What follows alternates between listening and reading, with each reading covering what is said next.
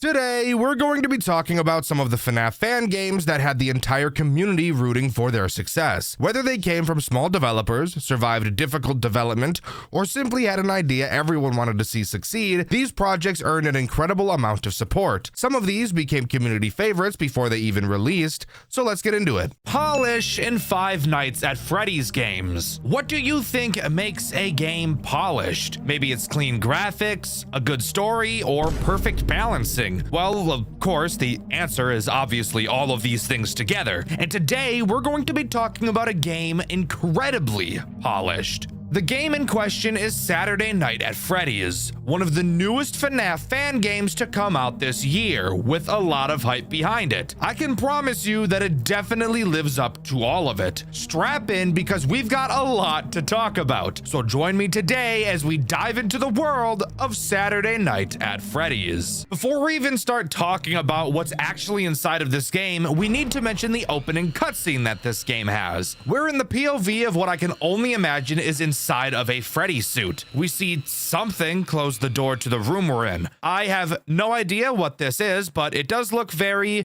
interesting, to say the least. We look around for a while and then the cutscene ends and we're booted into the menu only to hear literally the best menu music I've ever heard since Chica's Party World. I'm not kidding. This game has some of the best music you will ever hear. It's so fucking good. But of course, now it's time for us to actually dive into the game. Psych!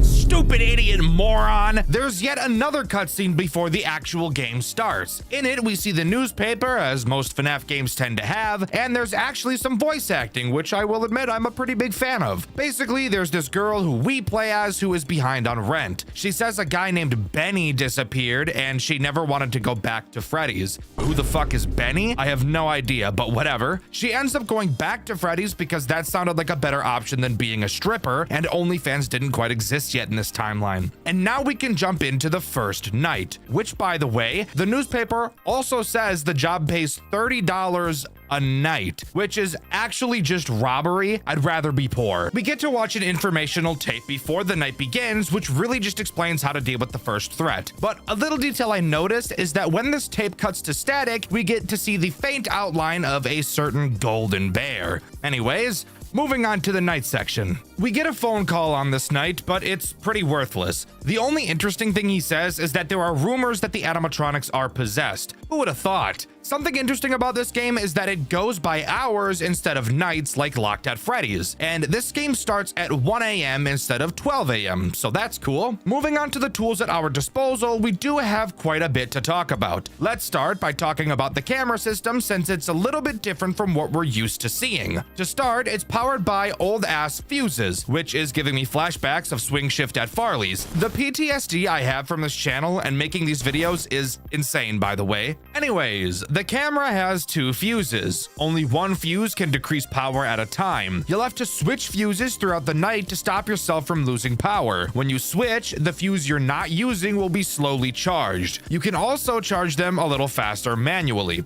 Pretty simple. Something I love, except I'm lying and I actually hate, is that the cameras don't have a map, and you have to manually cycle through them, memorizing where everything is by tap patterns, which is just always something I personally dislike doing in these games. But whatever, I guess I'll just have to put on my big boy pants and deal with it. Your fuses can also become overloaded, but I'll talk more about that when it becomes relevant. There are 3 entrances to our office, which really just makes me feel like I'm a little monkey in a zoo being watched from all angles. To our left, we have a door that we can hold closed. Pretty standard FNAF stuff, if you ask me. In front of us is a window with a wooden sliding door that we can also hold shut. And to our right, we have a giant gaping vent like my butthole after burrito night. You can't close this vent, which is just the worst thing in the entire world. I swear, only vents in FNAF games don't have covers on them. This is so stupid. Of course, we have a flashlight that we can use to blind the children in the play area when they get too rowdy. It has no battery life, so you don't have to worry about that. One other thing to note about the office is that you can see a clock in the deepest, darkest corner of the fucking room that you can barely see. And when you hover your mouse over it, it'll obviously tell you what time it is. And I said that each hour in this game is equivalent to a normal FNAF night, so it'll look like it's moving a lot slower than other games. All right,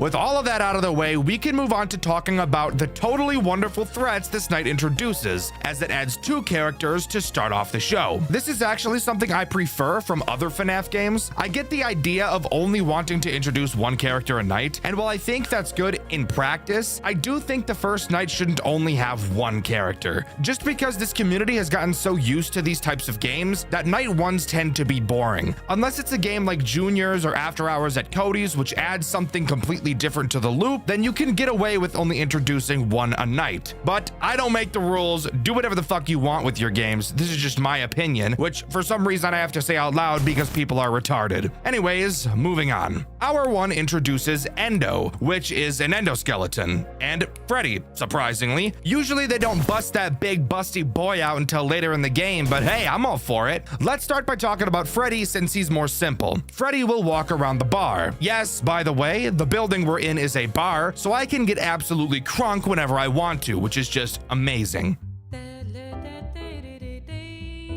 Hey, you come here often? Fuck you! Okay. Anyways, Freddy will make his way to your left door. Once he gets there, all you have to do is close it, obviously, until he slams his ass against it, and then you can open it again. But the attack isn't over quite yet. He has a chance after attacking your door to walk up to your window with a sick-ass animation that I'm in love with. Please keep doing animations like this. It makes me so happy, guys. But of course, if he does come over to the window, all you have to do is close that as well until he slams his penis into it like a baseball bat. But instead of a baseball bat, it's his penis, like I just said. Holy shit, I think I'm losing it. These jokes don't even make sense anymore. I'm just saying shit, bro. Something about Freddy, however, that really tickles me red, get it? As opposed to tickle me pink, which is like a saying for when you're flustered or something. No? Okay, I'll just kill myself. Anyways, he makes no sound cue when he gets to your door, and you can't just naturally see him there without flashing your light there, which is literally just the most annoying thing in the world. I think I've been spoiled too much from playing games with sound cues that now when there aren't any, it just feels wrong and evil and cruel. The next one introduced is the endoskeleton I mentioned earlier. He works in pretty much word for word, bar for bar, the exact same way as Freddy with a few minor differences. To start, when he attacks your door like Freddy, he will never walk to the window right afterwards, except he does have a separate attack where he attacks your window directly. As opposed to Freddy's window attack, Endo has 3 phases in your window before you're actually in danger of him killing you. If you close the window before he reaches the 3rd phase, it will stall Endo in place. So you really just want to wait until he's trying to sneak a peek in your pants before you close the window on him. Strategy on this night is obviously easy. Just close shit when you need to. Both Freddy and Endo can attack you at the same time, but because Endo has multiple window phases, just deal with Freddy first and it's GG, no problem. And of course, Freddy will never go to the window without attacking your door first. Saturday Night at Freddy's has no post-night minigames. However, it does have a post-hour cutscene, which actually adds a feeling of realism to the world. In this post-1 a.m. cutscene, our character goes to the phone to call for help, because obviously the robots are trying to kill her. I can't believe it took the community this many years to make a character who isn't retarded and doesn't want to be here. The phone doesn't end up working, and she obviously panics and says she doesn't want to walk around the bar while the characters are roaming, which is also incredibly fair, and I would probably think the same thing too. This is undoubtedly the safest place for the time being. So with that, let's move on to hour 2. Moving on to hour 2, we've got 2 new threats to talk about. Honestly, I'm a little surprised we've already got 4 characters to deal with, but hey, I'm all for it. Who could it be? I don't know why I'm asking you guys this question. I'm the one doing the review. I should probably tell you. Bonnie and Foxy. It's Bonnie and Foxy that are introduced during this hour. Let's start by talking about Foxy, since he makes my blood boil. And I happen to piss blood most of the time, so it really just makes that experience very unpleasant. More so than pissing blood by itself already is. Foxy has 2 ways to attack you. On top of that, he's also an eye slut, which just makes me want to smother an owl. The first way he'll attack is pretty simple. He'll charge at your door and just kind of stare at you. Nothing crazy about that. Once he gets into your office, all you have to do is make sure you don't look at him because he has autism and eye contact makes him uncomfortable. Now, his other attack is interesting. First of all, I should mention that Foxy is in a box. Why do they lock him away like some feral fucker? Well, that's probably because he's a feral fucker. Call him Foxy the Pirate Software. Anyways, he'll start doing a little jiggy inside of his box. Of course, if you're not looking at him, he's gonna move. This second attack has him go for your vent. Once Foxy enters your vent, a sound cue will play. Thank God, I guess it's just Freddy who's an asshole about that then. When you see him in the vent, what you have to do is really weird and was incredibly confusing to figure out, as the game has a little bit of post-shift 2 syndrome and chooses not to fucking tell you what it is you have to do, so that's just wonderful. What you have to do when you see Foxy in your vent is go into the cameras and spam click the fuse power button to overload your fuses. I don't really understand why this makes Foxy go away, but it does, so just do it. The other threat introduced on this night is Bonnie, who is pretty simple overall. Bonnie only has one way of attacking, but it will really feel like 3 separate ways. I know that doesn't make sense, but shut the fuck up, I'm about to explain it to you. Bonnie can attack any of the 3 entrances to your office. When he shows up in either your door, window, or vent, all you have to do is hold your flashlight on him and he'll go away. I really wish it was more interesting, but it really isn't. That is what I would say if his window attack wasn't just a little bit different. When Bonnie chooses to attack the window, you will both be able to see him and hear him walking across the window over to your door. When he's doing this, you obviously still have to hold the light on him, but you have to be fast enough and do it before he reaches the left side of the window. Is this any different than his other attacks? No, it's just the same thing except there's an animation, but it looks cool, so I'm gonna talk about it anyways. Now we get to talk about the Post Night 2 minigame, which I know I said there wasn't any Post Night minigames. I don't know how you guys haven't figured out that I constantly fucking lie to you, but I'm lying again. Anyways, for some reason this game calls it the Post Hour 1 minigame.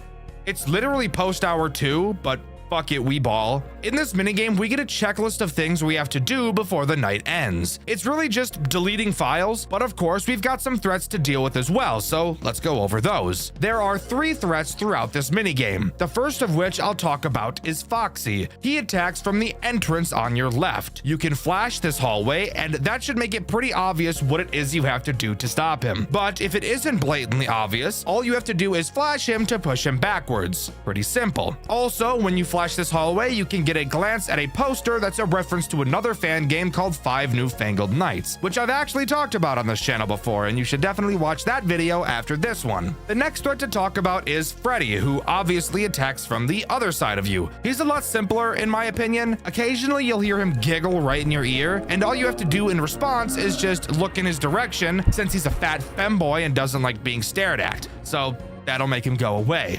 Now, I said all you have to do is delete files, and doing so is incredibly simple. Just open your computer and drag the files into the recycling bin. Now, I did say there were 3 threats, and we've only talked about 2. The third threat is a virus that is present inside of the computer that will try to prevent you from deleting files. All you have to do is close the fucking thing and it'll go away. Very simple. It's not a very interesting minigame, but I do really appreciate it when fan games add them, since it pulls away from the central focus of the game, which I do think is necessary sometimes. But hooray! Hour 3 time, and it's about to get crazy. Hour 3 is when I feel this game actually starts to get difficult, as it introduces one of the most annoying characters in the entire game, Chica. I know, I thought it was weird too that Chica is introduced after Freddy and Foxy, but it's honestly pretty cool, as she probably has one of the coolest designs in this entire game. Chica does what I was really hoping this game wouldn't do to me, and that's add a find them on the camera mechanic. But uh-oh, that's exactly what Chica is, so I guess I'll just go fuck myself. Occasionally, Chica will seductively giggle in your ear, and even though I usually would be ecstatic at this thought, this game's Chica is fucking disgusting, and I really don't want to pipe that. When she giggles, she'll teleport to a random fucking camera, because of course she does, and you'll then have to find which camera she went to and just fucking stare at her until she leaves, because we've run out of mechanics for this game to throw at us, which is incredibly disappointing. Oh yeah, that's not all she does though. She does have another way to attack you. She basically just turns into Freddy minus 1 step. She can show up at your window, and all you have to do is hold it closed until she leaves. I personally find it a little weird why they also gave her this attack, but I'm not gonna complain, because at least that means she won't teleport to a camera every time she attacks, just most of the time. Again, this night really starts to amp up the difficulty quite a bit. But in all honesty, I find this game so fun that even though it adds a mechanic that makes me want to rub my willy with a rolling pin to flatten it out, I still found myself myself enjoying this playthrough, which is really weird for me. Anyways, after you complete this night, we find a newspaper clipping that reads the following.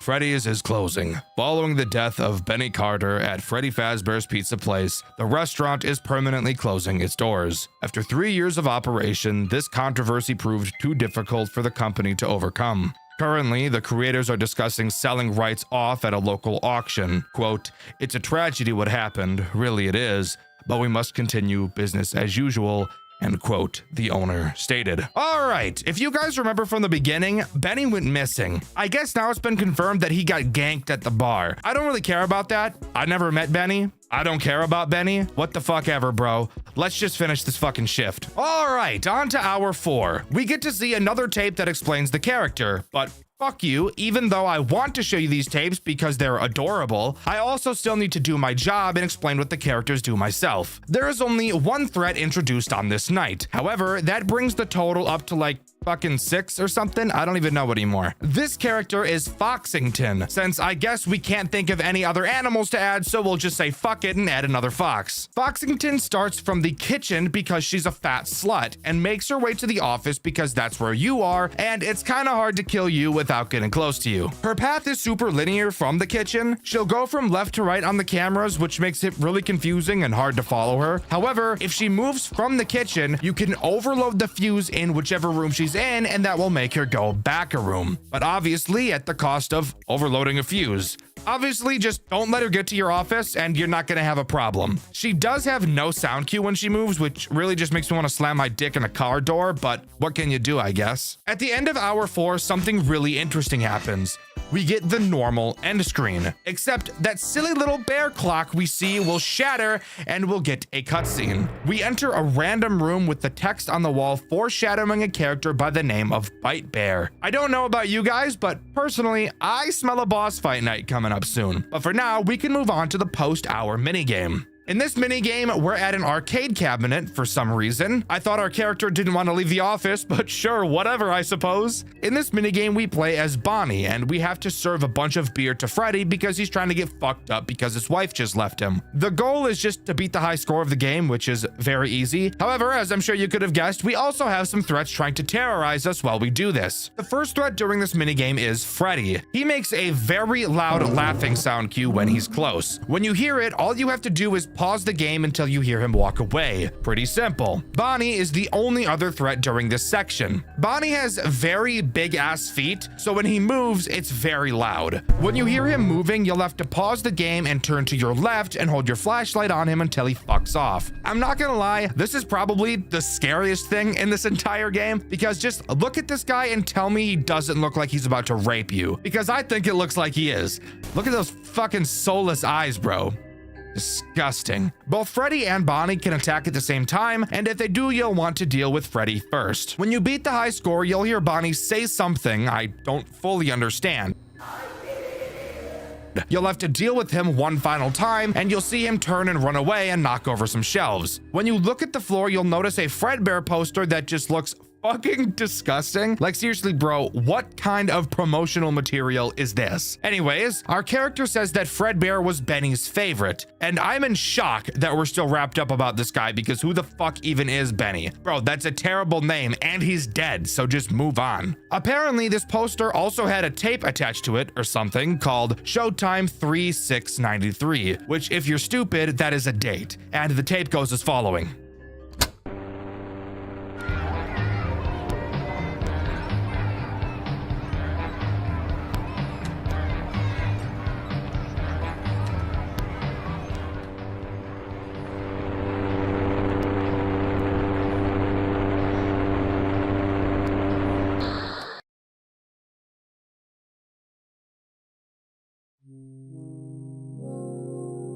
Have you ever felt forgotten? Like you're a memory of something that once was. I don't even know what I'm a memory of. But I know why I'm a memory. You are not the only one who abandoned me. I remember back in the day, singing with the band. The kids didn't know what was wrong. I didn't know either. I was left to rot in that building. None of the ghost stories you've heard are real. That is not to say there are no ghosts at Freddy's. The others are no less of a machine than the computer you watch them on, but I'm not like them. I'm so much more.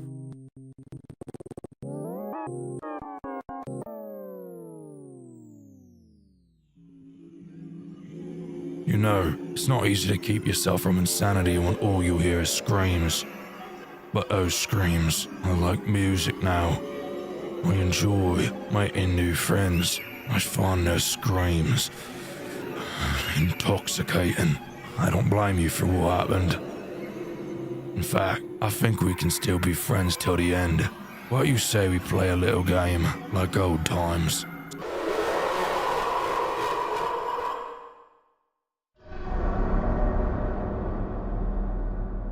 So, yeah, that was disturbing. Very disgusting graphics, I won't lie. But as I'm sure you could guess, that game he's talking about is in reference to Hour 5, which is so fucking cool. Let's jump right into it. Hour 5 is cool. At the start of the night, all of the characters will be active. However, at some point, they will all go away and you'll be faced with only the boss that this night has to offer. Of course, Bite Bear. Bite Bear has 5 different ways of attacking you and one universal sound cue for all of them, which is a bit annoying, but I promise this boss fight is fucking awesome. Also, I need to mention how fucking insane the music for this boss fight is because holy shit, it's so goddamn cool. Bite Bear's first attack has him attack your left door and window. When this happens, you need to hold your flashlight on him and then close the door once he starts boogieing it down in your doorway. The same thing goes for the window. His second attack has him attack the vent, which in my opinion is the scariest one because just look, like, holy shit, this is terrifying. All you have to do when he's in your vent is flash your light at him and then turn away. A little underwhelming, sure, but it's still super cool. His third attack actually has him enter the fucking office, which is just so cool. He basically turns into Rat from Five Nights at Candy's 3. All you have to do is hold your mouse on his face 4 times. I say 4 times because he will move his head away from your mouse and will sometimes even jump to the other side of the office. This is 100% my favorite attack from him, without a doubt. His fourth attack will have him scream like a banshee. And now, just guess for me what happens. I'll give you a little hint. I'm a nice guy. I'm a kind, generous individual. I'll give you a little hint. This attack is a mechanic that makes me want to skin a baby alive. What's that? Huh? Did you say find them on the cameras? Well, guess what? You're fucking right, because of course it is. God fucking damn it, kill me! The craziest part, he can use this fucking attack at the same time as all of his other attacks! Fucking why? For what purpose was that part added? Just to make the whole thing so much fucking worse! This game has been so fucking good, but no! Every time I start liking something, the dev has to pull their fucking pants down and just shit in my fucking mouth. Fucking shit. Fuck me in my ass. Find my fucking balls, bitch. I'm gonna split my scrotum open and hit my balls with a hammer so they split into little pieces. And then I'm gonna sprinkle them on all the fucking cameras and tell you to go fucking find them all. Fuck. Fuck. Okay, I'm all right now. Fuck. Anyways, once you find him, just overload the fuse and that's it. All right, now let's move on to his final attack. Bite Bear will send some little goons into your office. I have no idea what the fuck they actually are, but they'll jump onto your screen like the Minarinas from Dxtr location. Apparently, they're hallucinations, which if they are, I don't even know why we have to deal with them at all, but fuck it, sure. When they're on your screen, you'll have to spam A and W a fuck ton to make them go away. That's really about it.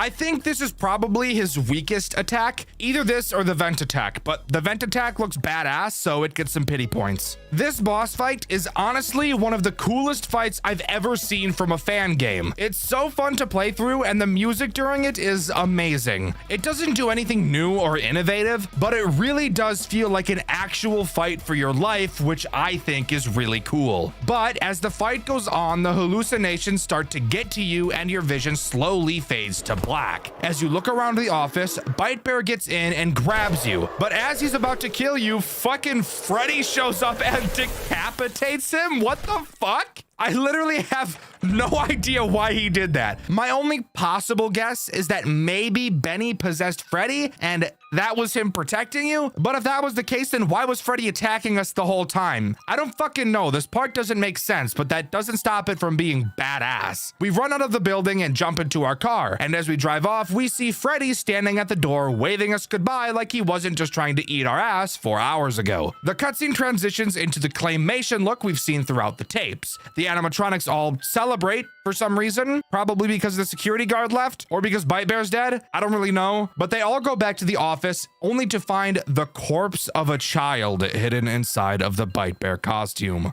We get one final newspaper clipping explaining that the body was of Benny and that 2 other victims were also found inside the bar that have been decomposing for several years. So that means Benny wasn't in the Freddy suit. So why the fuck did Freddy kill Bite Bear? That's a question I don't think anybody except the developer has the answer to. And I know a lot of the developers end up watching my reviews of their games, so bro, if you want to explain that ending to us in the comments, we'd all greatly appreciate it because I'm confused as fuck. The credits are pretty cool. We're in the POV of a Freddy costume and we look around while the credits roll. But I'm not quite done talking about this game as it does have some fun post-game content to talk about, which as you probably know tends to be my favorite part of literally any game I play. Hey, recording Dxtr here.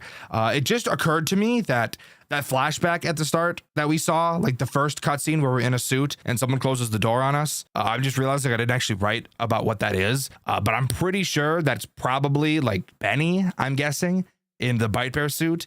As to what we saw close the door, I don't fucking know the answer to that one. The first custom challenge night is called Gone Fishin', which only gives you a flashlight, cameras, and a mask. You might be asking yourself, Dxtr, what the fuck are you talking about?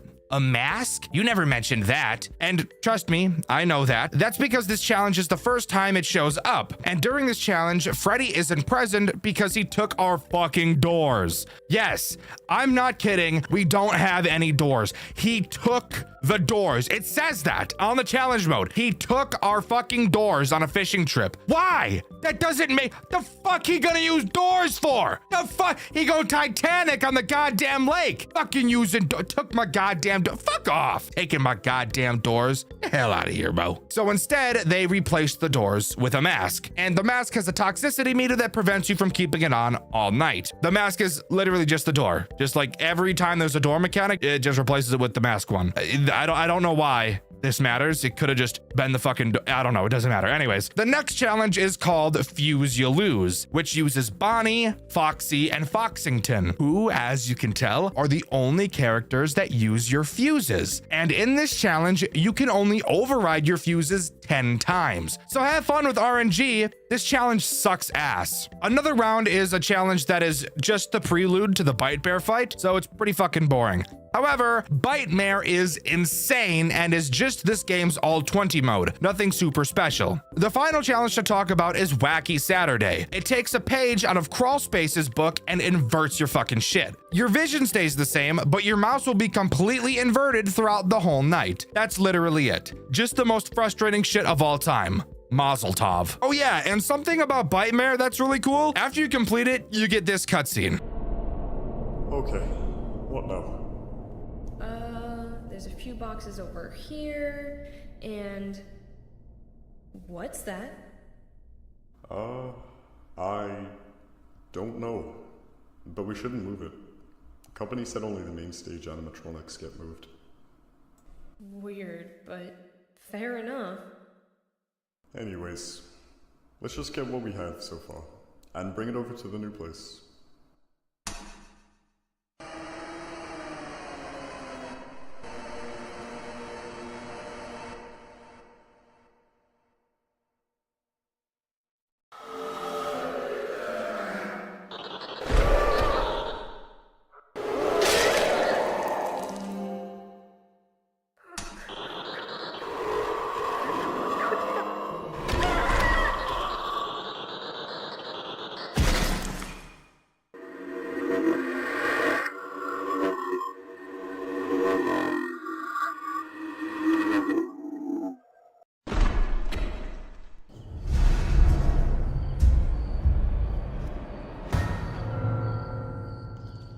So 2 people go to move shit around, Bite Bear murks their asses, and then presumably climbs into the back of a truck. Why the fuck does he do this? I have no idea, and the game doesn't tell you, so I don't care. But with that, that's all Saturday Night at Freddy's has to offer. Overall, I think this game is fantastic. Crazy character designs, probably the best soundtrack I've ever heard since Undertale, and a story that I don't understand, but I can try to forget about that part. Stories in Five Nights at Freddy's games. Typically, one of the most talked about parts of these games we love so much. However, I do need to bring up a question. When's the last time you've heard a FNAF story that you actually found interesting? After all, most of the stories in the genre are just retellings of the original story, and I think we can all agree it's starting to get old. Of course, every once in a while we get a masterpiece like Graveyard Shift at Freddy's or Chica's Party World Rebaked, but when's the last time you can really say you heard something completely new? Well, the game we'll be talking about today, in my opinion, has one of the best stories of all time. Split into 2 games, it goes on to tell one of the most unique stories FNAF has ever told. And the time between releases was almost an entire decade, with the second game only coming out earlier this year. The game we'll be talking about today is called The Last Sigh, the FNAF game with the most depraved story. The Last Sigh begins with a cutscene which takes place in an 8-bit minigame side-scroller. Usually these minigames are top-down, so this was pretty interesting. The art was actually pretty nice as well, and before we really dive into this game, I should make it clear that originally I'm pretty sure this game was in Spanish, as it has just been dubbed into English. So in some places there will probably be some spelling errors in translation. The opening cutscene gives us our main character, whose name is Valentina, which is 100% the name of a porn star. Actually, I just checked, and while it's not the first name of a porn star, it is the last name of one. In this cutscene, we learn that our grandma, whose name is Omegna, which is insane by the way, has given us a job as a security guard at her antique shop. Why does a family-owned shop need an overnight guard? That I have no idea. Either way, our mother isn't happy with us because she wants us to have a different job. Why? I don't know. A job is a job. Why are you pissed off? Vernon, the name of this guy, no idea what relation he has to Valentina, but whatever. He says that our mom is impatiently waiting for us, and our grandma wants us to sign the contract to work for her quickly since the shop has been suffering. And first of all,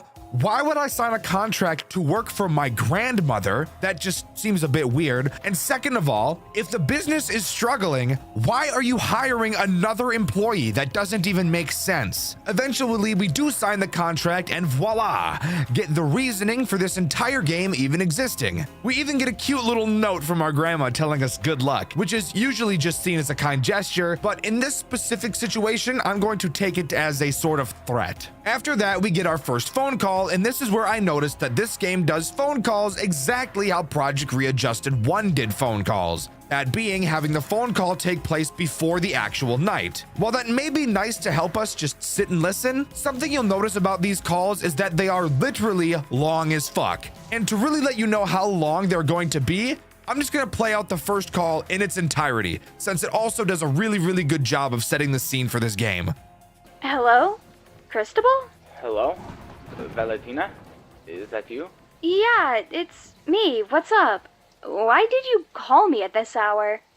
Well, your parents asked me to call you in order to be sure that you and Camilo have arrived at Granny's shop and that it's alright. It could be done by their own, but, you know, they're a bit busy with their business trip and all that. Yeah, I know. By the way, it's not necessary for you to call me and worry about me. I'm fully grown up. I can take care of myself. If you say so. By the way, it's probably that they're more worried of Camilo than any other thing. By the way, how is he? He's alright. He's sitting in the corner of the room playing with his tablet. He wanted to explore the place, but I'm scared of letting him go around alone. When I officially start my shift, I'll send him to sleep in the back room. It's full of boxes and those things, but I adjusted it to make it more comfortable. To be honest, I feel it was dumb of my parents to have him come with me. Also, this place is a bit spooky during the night. Spooky? Yeah, it looks like the perfect place to make a horror movie with those overused jump scares and those cheap resources. Come on. Don't be shy. I don't believe that ghosts and those things really exist. I don't know if I believe that, but I feel as though one of those armors at the entrance will become alive and start moving around. Oh, I think you have seen a lot of television, cousin. From now on, only focus on watching who enters to rob the things of the shop. Then, if you like, you can worry if the doll of your room is cursed or not. So funny. Alright, what else did my parents say? Well, they also asked me to try and convince you to quit that job. But I know you aren't going to do it, even if I asked you to do it. You're so obstinate. It isn't only obscenity. I need the money. I've been more than a month without work. Also, Grandma needs my help. I know, don't worry. I'm not going to ask you to quit, but just take care of yourself. If anything bad happens, call me, okay? Okay, I'll have it in mind. Although I'm economically bad, I still can't pay for the phone bill. I see. It's fine. I'll call you tomorrow then. Now, I gotta leave, because I have a early shift in the police department. Alright. Anyway, I have to rest too. Talk to you tomorrow. Rest well. You too. Take care. Good night. So, that was long as fuck, huh? The reason I showed you that call is because it explains a lot of backstory about our character that I didn't want to have to talk about myself because I don't really like the lore of these games, I can't lie. But here we go. We're watching for thieves and apparently the place is haunted. Who gives a shit? Let's just get into the actual gameplay. But hold up, guys. I gotta interrupt again to tell you all that we officially are partnering with Makeship again to bring you an all-new Romeo Skaggs plushie, baby! You guys absolutely loved the first Skaggs plush that we released a few months ago, and I've been getting messages from you guys showing me that the new plushies have finally arrived. And since our last campaign did so well, Makeship wanted to work with me again. No petition this time. Just go to the link in my description to pick up your very own Romeo Skaggs. He'll be there for you when the huzz aren't, which, let's be honest, is probably all the time. And I'll make a deal with you guys. If we can get this Romeo Skaggs plushie to get 1,000 sales by the end of the campaign, we will release another plushie of Skaggs in a maid dress, since I know that's something a lot of you freaks have been wanting. And our last plush almost sold 800, so I know that this is a milestone that we can hit. What are you waiting for? Go to the link in my description and cop yourself the new Romeo Skaggs for when you're having those lonely nights. Thanks again for all of your guys' support. I wouldn't be where I was today if it wasn't for you. Now, let's get back to the video. Sorry for interrupting twice. All right, so night one. I'm just gonna come right out and say it. This game is fucking terrible. Holy shit, it's so fucking bad. But we'll get into exactly why as the video goes on. Before we start talking about the 7 threats this night introduces, yes, I'm serious, it introduces fucking 7 of them, we should talk about the tools at our disposal. Let's start with our flash beacon. It's basically just a flashlight, but shittier. You know how with a flashlight you can toggle it on and off? Well, not the flash beacon. Every time you click, a fraction of a second of light will burst out of the shot, basically illuminating nothing. You have no battery life for this beacon, so if you want to see something, then what you have to do is just fucking spam click a lot, and this is what it'll look like. Doesn't that just look so fucking fun and totally not the most annoying thing in the entire world? Of course, we have a camera system as well, as you probably could have guessed. They also have no power attached to them, thankfully. Something to point out about them is that there is a metric shitload of characters you'll have to look through. Except I kind of lied, because even though this game has this many fucking cameras, only about 5 of them are even actually important, so we'll just get used to those. You can also use your flash beacon while the cameras are up, so if there's something in your office and you know it's there, you can flash it with your beacon while searching through the cameras, which honestly is pretty nice. The final tool I want to talk about right now is the turntable. To your left, you will see this turntable and it's connected to an extension cord. You have to click on the glowing red switch to turn it on. And once it's on, the power to the building gets turned off and is used to power the turntable. I really have no idea why this happens, but it happens, so let's just live with it. All right, that's about all of the tools that really matter. So let's jump into talking about the whopping 7 fucking threats introduced on this night. I have no idea whose idea was to add that many, but fuck it, let's just talk about all of them. And just a fair warning, the names for the characters in this game are flat out the most retarded shit I've ever heard, so prepare yourself. The first character we'll talk about is Huggins the Clock. And yes, it's literally just your clock. They made it a threat because fuck it, why not? Pretty cool though, I can't even lie, I've never seen something like that before. Every single time the clock changes to a new hour, Huggins will desynchronize his clock from the actual time. When he does, you'll have to quickly add or remove an hour from the clock to sync it back up. If you don't, then he's gonna put his clock without the L directly in your rear. Pin and Pawn are the next 2 fuckers I want to mention. They're these little stupid dolls on your right desk. At random, they will just fall over.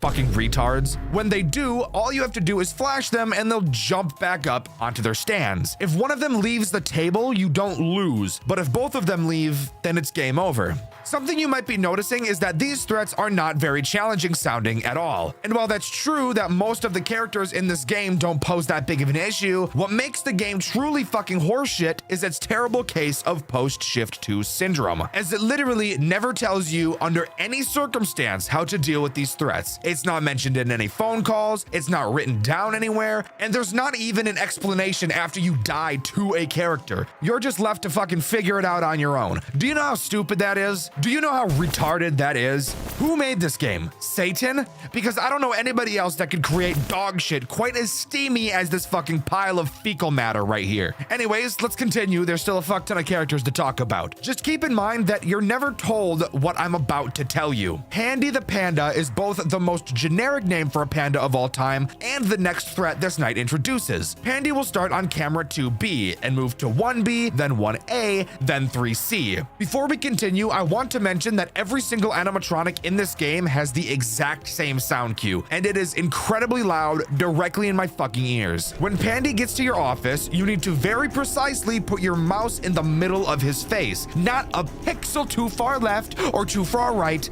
in the middle. Then spam your beacon right in his stupid bear eyes. Do this enough and he'll start violently shaking, which would imply you gave him a seizure, which I really hope is canon. And then after that, keep flashing him more since you can't stop when he's shaking. Only then will he finally leave you alone. All right, Dovey the dog is the next character to talk about. He is the first of 4 camtronics I want to talk about. And camtronic is a new term I'm coining to reference a character in a FNAF game that solely takes place on the cameras. I expect it to be used forever now. Thank you. Anyways, Dovey is super easy. Most basic camtronic of all time. He will start in Cam 2A. He's gonna try to progress through 3 different phases in this camera, and all you have to do is flash him once to make him go back on stage. If at any point you let him progress 2 stages, then he'll never be able to go back to stage 1, instead having his furthest back stage be stage 2, obviously making him much more scary to deal with overall. So how about we all just agree to not let that happen? Next up is Trojan, not the condom. Instead, it's the troll face mafia gangster. Yes, I'm serious, that's its name. I think it'd be more serious sounding if he was just a box of condoms, I can't even lie. Trojan starts in camera 3A and is quite literally exactly the same as Dovey. Seriously, the mechanic is identical. Just flash him to keep him away, and that's it. Next up is Dibby and Daba. Holy shit, these might be the worst fucking names yet. I can't quite decide. They're all so uniquely terrible. These characters are basically just one since they move together in tandem. They're in camera 3B, and they do the exact same thing as Trojan and Dovey. Are you beginning to notice a pattern with these camera characters? Because I am. They're all the fucking same. Flash to keep them back. Moving on. Finally, we move on to Karen, who is the name of a fucking dragon. So why the hell did they give a dragon the name Karen? Who knows? But do you guys want to take a guess what she does? She starts in either camera 4A or camera 4B. She can move between these 2 cameras whenever she wants, but her central mechanic is exactly the same as all of the other camtronics. That being, you just have to flash her every once in a while to stop her from fucking you. Hooray! Yay! Doesn't this just sound like such a fun, cool, and awesome game? No. Yeah, that's because it's just fucking not. This game doesn't have any post-night minigames, so that means we're free to just jump right into night 2, is what I would say if we didn't have another phone call. And remember how long that last phone call was? Yeah. Well, the phone call for night 2 is 6 fucking minutes long! No, I'm not joking! Why the hell is it so fucking long? It's double the length of the first night, and we're not even in game, so we can't even click through the cameras. We're actually just stuck looking at this stupid fucking wall for 6 minutes while some bitch talks into my ear about some shit I'm really not paying attention to. God fucking damn it, bro. During the phone call, Valentina mentions no signs of intruders, but of course mentions the moving characters. Parallels are drawn to the robots that move around the Fazbear restaurants, so I guess this game takes place in the same universe, so that's pretty cool. Haven't really seen that since we've covered Jolly. They talk about how the characters are sensitive to light, which we've already had to figure out on our own. Our cousin says she'll bring it up to grandma, but for some reason, we say we'd rather figure it out on our own. Why? I don't fucking know. Moving on to the night section.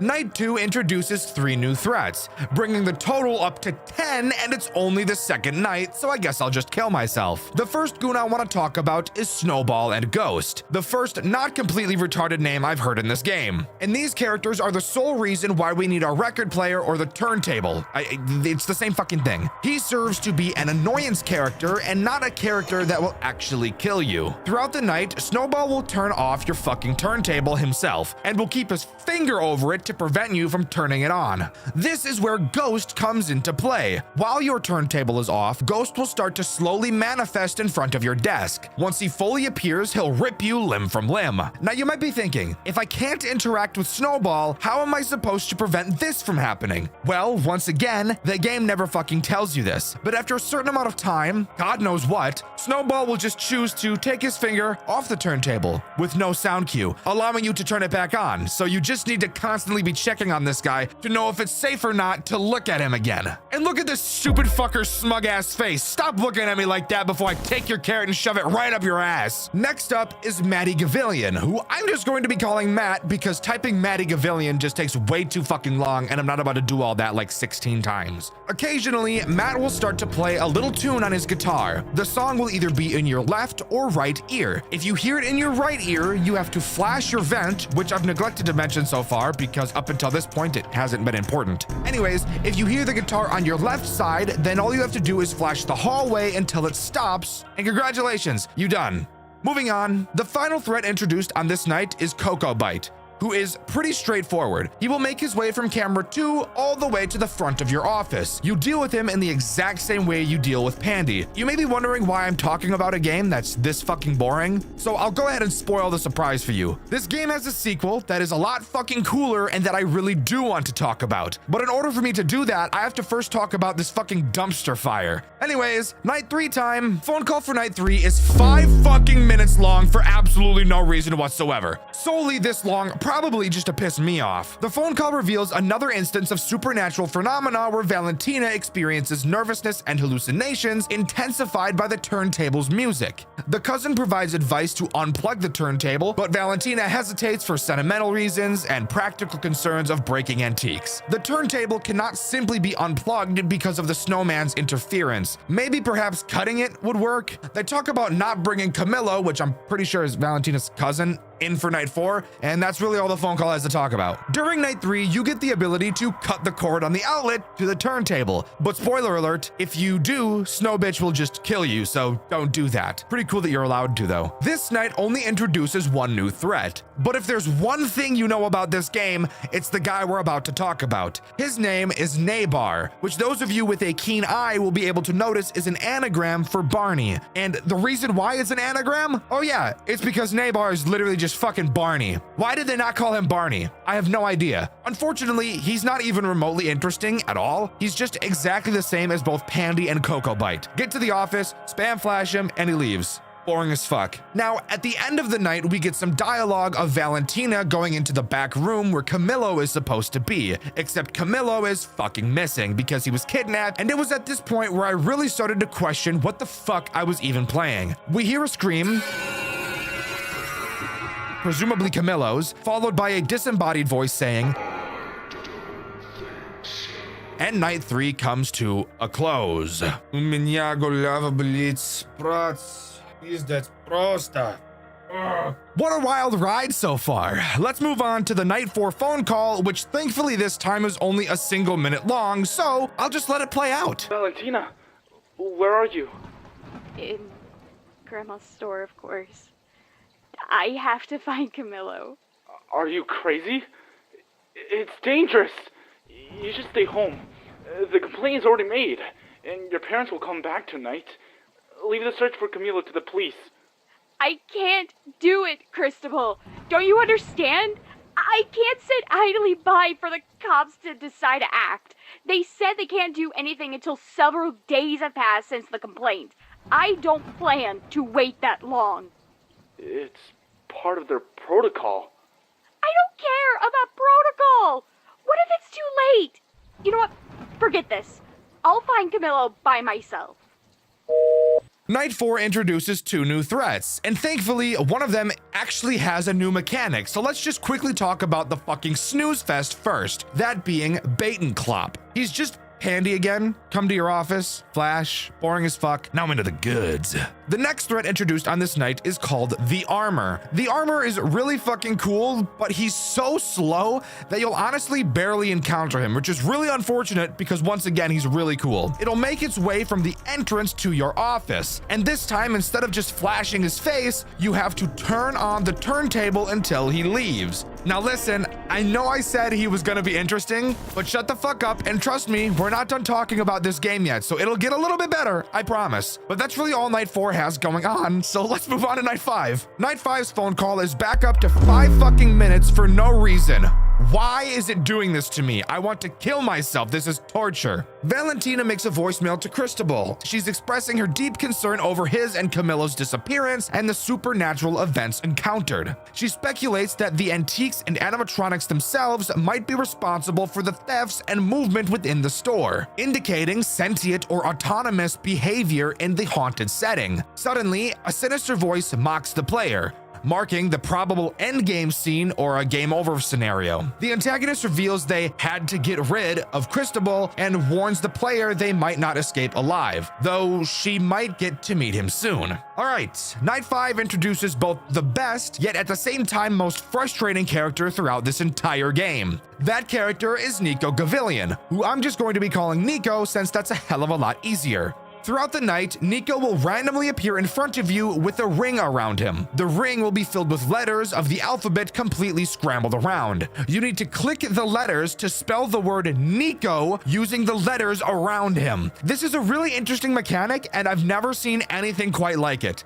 I'm not gonna question how it makes sense since this game has already made it clear there's weird paranormal shit, so who knows, maybe Nico just doesn't like his own name for some reason. Also, for what purpose did they have to make this guy's head so fucking big? God damn, bro! Of course, the AI of all of the other characters are increased as well, but that goes without saying. But that's all this night really has to offer. After completing it, we hear Valentina send a voicemail to her grandma. The final voicemail to grandma frames most of the events. 5 nights of ongoing terror at the antique store, strange animatronics, and supernatural activity. Valentina insists on meeting in person to reveal the bizarre occurrences, acknowledging the disbelief others might have, but underscoring the urgency and danger. She states before she leaves that she wants to look around the place, noting a door she saw that piqued her interest. And yes, by the way, of course, even after that, there's still a Night 6. And no, there's no boss fight night. That wasn't really a big thing back when this game was made. It's just a harder version of Night 5. Who really cares? What we do care about is the cutscene that takes place after Night 6. This cutscene goes back to the 8-bit style we saw at the beginning of the game. In this minigame, it's revealed that our grandma has been evil the whole time or some stupid bullshit nobody cares about. The part that's actually kind of cool is Valentina gets fucking jumped by grandma and is stuffed inside of a puppet suit left to die. Fantastic. Nice to know all that work we did was for nothing. Anyways, that's all the last Psy 1 has to offer. As I've already said, there's another game that I actually really do want to talk about, so we'll hop into that in just a moment. But I really want to mention how piss poor this game is. Granted, this is probably one of the oldest fan games to come out of this community, so you can give it a little bit of leeway there, but I just can't get over how there are like 15 characters in this game, yet somehow only 4 mechanics. That's just insane to me. Really gives off some FNAF 2 syndrome, which, like, yuck. I hate that shit. Anyways, let's jump into a much better game, The Last Side 2. The Last Side 2 opens to yet another 8-bit cutscene. We get to see Valentina being put into the suit again, picking up right where we left off. Grandma casts a fucking spell that does a body swap using her own soul, which is just insane. Didn't know Grandma knew the dark arts like that. We then see Coco Bite, yes, the animatronic, talk to Cristobal, who I'm pretty sure is Valentina's cousin. It never says that this is Cristobal, but I literally have no idea who else this could possibly be. And I'm pretty confident that it is indeed Cristobal. Anyways, Coco Bite says he'll let us go so that this is on our back. That's literally what he says word for word. I think what this is supposed to mean is that the vision of Valentina dying will forever be looming over our shoulders. Like, we'll hold the weight on our shoulders. I'm guessing that's what that means. I'm not totally sure. Again, originally these games are in Spanish, but he says that next time there will be no witnesses. We then get another cutscene talking about some functionality test. We click on the snow dick a few times and then see the armor, and then this happens? The screen turns red? I don't really know why, but that's what happens, so sure. That's cool, I guess. And with that, we're thrown into this game's version of the phone calls, which thankfully are actually something this time and not just boring dick. During this section, we're put into an old haunted building. We get a call from a girl named Francesca, and she asks us if we have everything ready to get going. She gives us the rundown on where we are and what we need to do each night. Who cares? The name of the place we're at is a theater called Eternos Recuerdos. While on the phone with Fran, we're not able to respond to her for some reason. However, we have a camera in our clothes, which I'm assuming is just like a body cam or something, as this was another line a bit lost in translation, and that we should flicker our light for our responses to what she's saying. We have 5 things with us every single night. Our earphones to listen to Fran, our flashlight, which you may notice in this game calls a lantern. This affects puppets and animatronics. We get a screwdriver for some fucking reason. I really don't know why. A defense device, which I will just be calling the DD. We use this to hack into different systems, whatever that means. And of course, it needs electricity to function. And finally, we have a lighter in case the flashlight isn't enough light. Sure. As we walk through the doors, we enter a U-shaped hallway of the theater. There are 3 paths that we can take. However, on night 1, we only need to go right. Before we get to the office, we have to go upstairs to reach the room every night. We can run up the stairs. However, there are puppets close to us that could attack us if we run. But if we just take longer and walk up the stairs instead, they won't ever attack. So just take your fucking time and walk to avoid the problem. They always say the best way to block an attack is not have to block it in the first place. And that applies here too. Once we get to the office, we're told our goal for the night. But before we talk about that, let's go over all of the tools at our disposal. To start, there are 4 directions we can look. Directly in front of us is our computer, to our right is a window, to our left is the door, and behind us is a bookshelf. We of course have a camera system. However, we need to flash activate them to see the rooms. This will be a lot more important later, so I'll talk more about it then. In this game, there are also a very small amount of cameras, which I'm very grateful for since the last game almost gave me a heart attack with how much it had. Once again, we have infinite power, so we don't have to worry about that either. Our DD, or defense device, is our main source of defense, as the name would suggest. It has its own tab, kind of like the mask from FNAF 2. However, you cannot use it at the same time as your cameras. This thing is a little confusing to use and is really a pain in the ass. We have to use it to hack the PC password and get into the PC for the tasks we have to complete. When an animatronic gets near, a notification will show up on the DD. Pull the DD up and it will give you exact instructions on where to point your flashlight. You don't need the device to be selected on a specific character for this to work. It has all the animatronics and Huggins the clock for some reason, even though I never encountered him during the night sections, which would make me think he's a rare encounter or something like that. And our DD has infinite power, so that's really nice to not have to constantly worry about that. The next tool is our flashlight, which of course we use to deal with the animatronics. There's no power source to it, and this time it doesn't only light up for a fraction of a second and is actually a normal flashlight for the love of fuck. It works in tandem with the DD like I've already mentioned, as the DD will tell you a random part of the animatronic's face you have to shine the flashlight at. It's going to swap between facial features multiple times, so just make sure you're really ready to pay attention. Every animatronic has a different location and a different amount of times you need to flash them. So that means it's time for us to start talking about the threats that this night introduces. The first is Pandy. You remember him, right?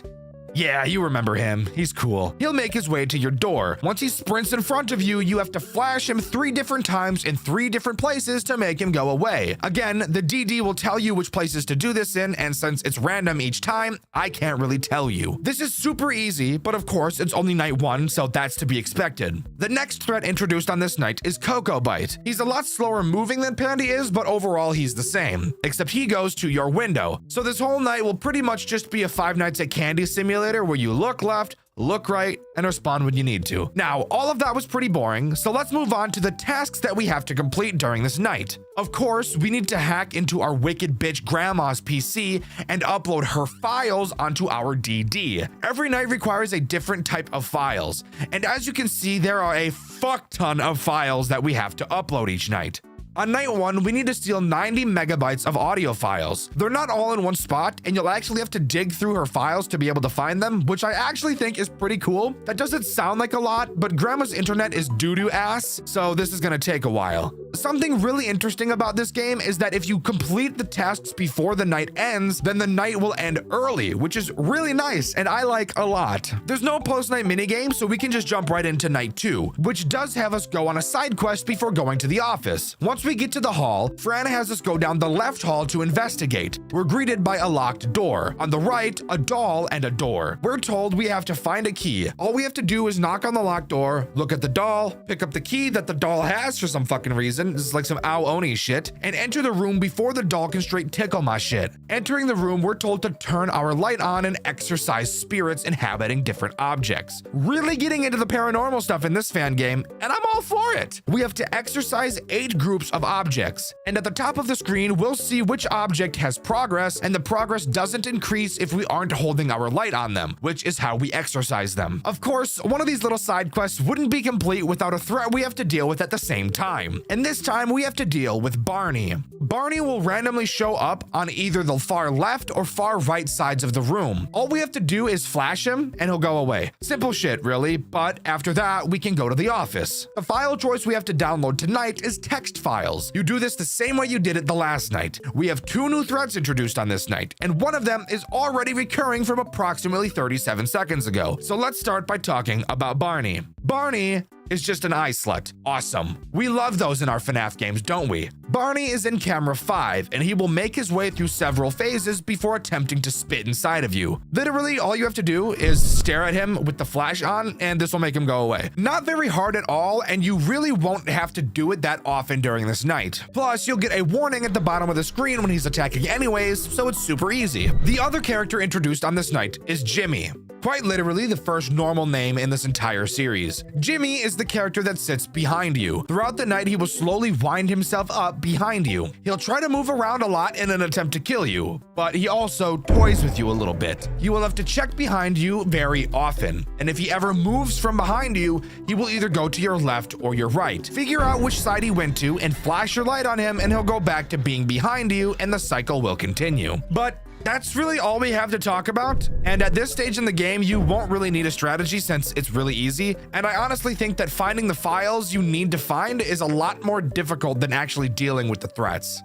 All right, night 3. The moment I knew this series needed to be covered in a white video, since this night really shows off how this is not going to be your normal FNAF fan game. It's so much more. During this night, by the time you get to the theater, there's already an animatronic activated and waiting for you. Going into the hallways, we see Cocoa Bite waiting for us, so we run to the auditorium. Once we load into the auditorium, the game turns into a fucking first-person free roam game. What the fuck? This is so cool. I was honestly not expecting this at all, and this section of the game is honestly one of my favorites. In this auditorium with us is Pandy, who will randomly roam around. Our goal is to scan Pandy with our DD for a reason I'm not totally sure on, but of course, we can't let Pandy see us. We will have to follow him around the room, hiding behind chairs so that we're not spotted. This section is in no way difficult, but I do think it's super fucking cool and something that more fan games need. We need sections in games where interesting shit like this happens. It makes the whole process feel so much more enjoyable. I actually have no idea why we need to get data from him, and this honestly just raises a lot more questions. After leaving the auditorium, you get the option to either leave the building or go to the office. Spoiler alert, if you choose to leave, Cocoa Bite will just pack pack your shit up because he's waiting for you by the entrance. So our only real option is to go into the office and start the night section. The file type on this night we have to upload is image files,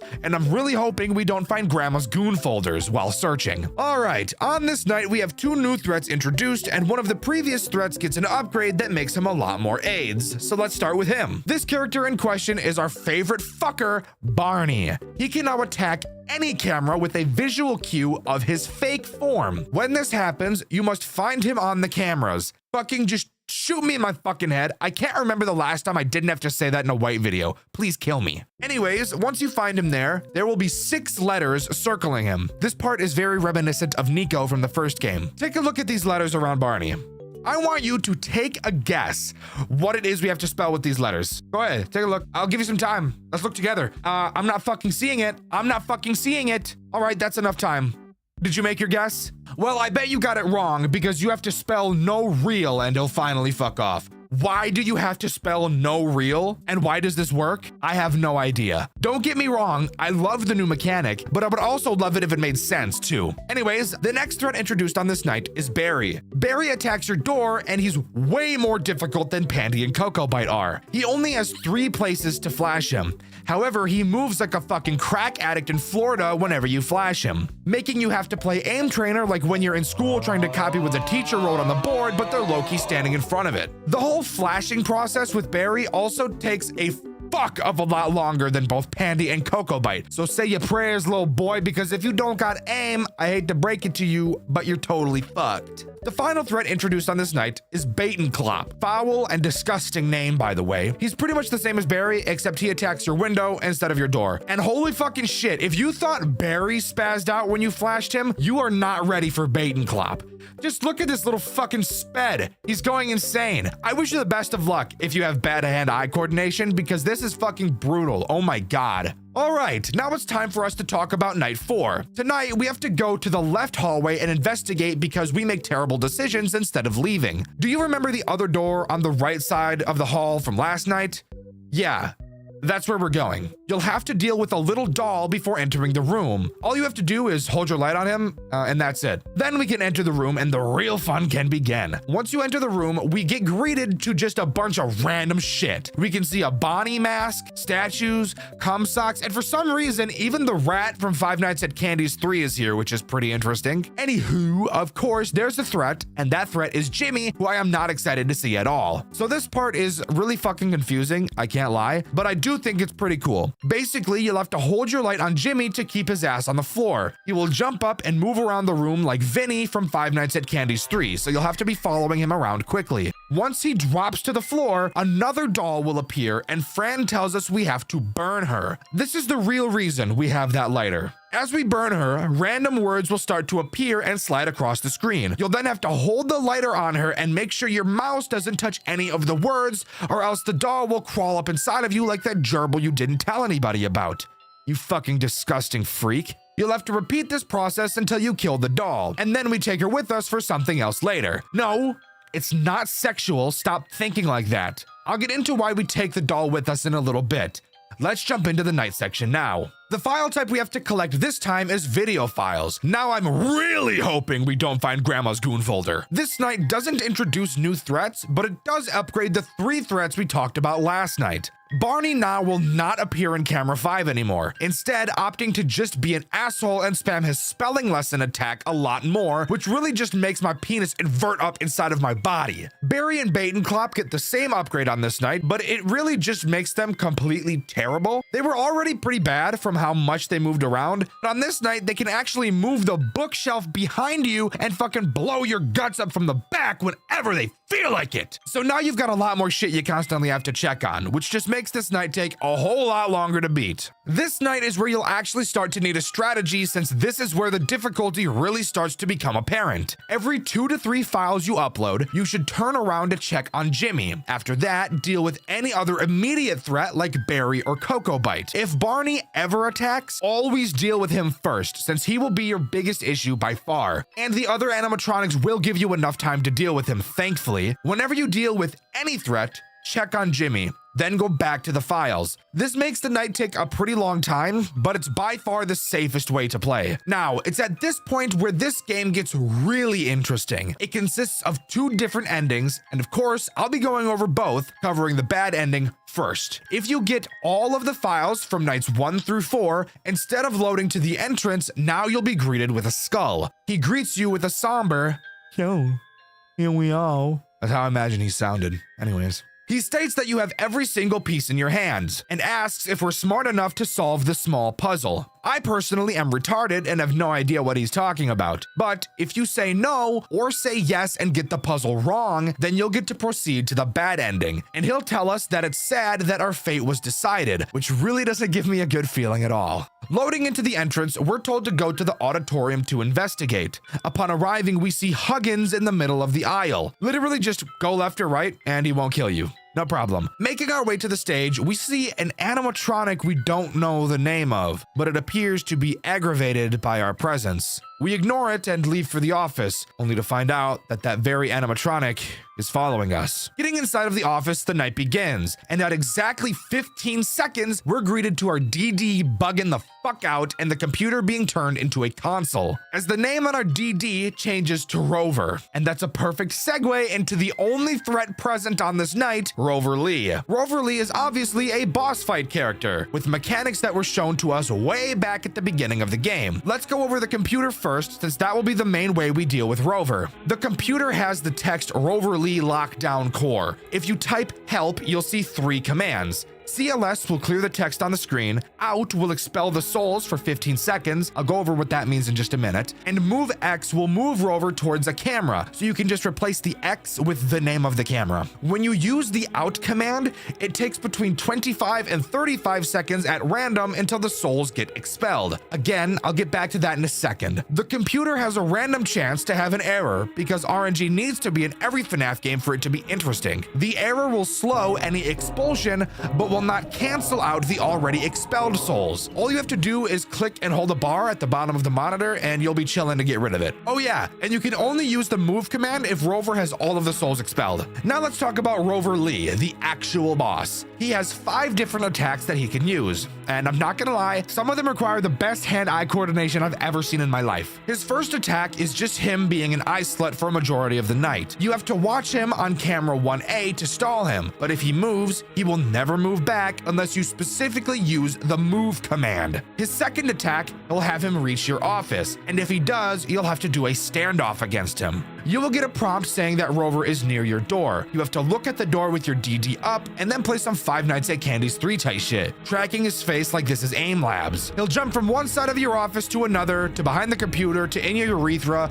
a whole bunch of fun shit. You need to have insane reflexes because you cannot afford to mess up for even a second. Honestly, it's best to just make sure he never reaches your office by using the move commands and stalling him, because this attack can quite literally last for the entire night. It's fucking brutal. Attacks 3 and 4 are pretty much the same, so I'll talk about them at the same time. Rover is possessed by 2 different souls, and each of them can attack you. The blue soul can only attack your door, and the orange soul can only attack your window. This is where your DD really comes into play. You have to tune the color frequency of your DD to match the color of the soul that is attacking you. That doesn't make any fucking sense, but it pleases the demons, so please the demons I will do to make them hop up off me. His 5th and final attack has both of the souls attack you from behind. When this happens, you have to turn around and face a Rover-like ghost. You need to look him in the eyes like your girlfriend asks you to do, but you have autism, so it makes it really hard, and use the DD to match the color frequency 3 times instead of just 1. Sometimes the color can change, and sometimes it'll stay the same, which is obviously the option we'd want because that's easier. The strategy for this night is generally easy, but acting like this night doesn't require more skill than most of the other Final Nights I've talked about on this channel would be an understatement. The moment the night starts, you'll want to immediately type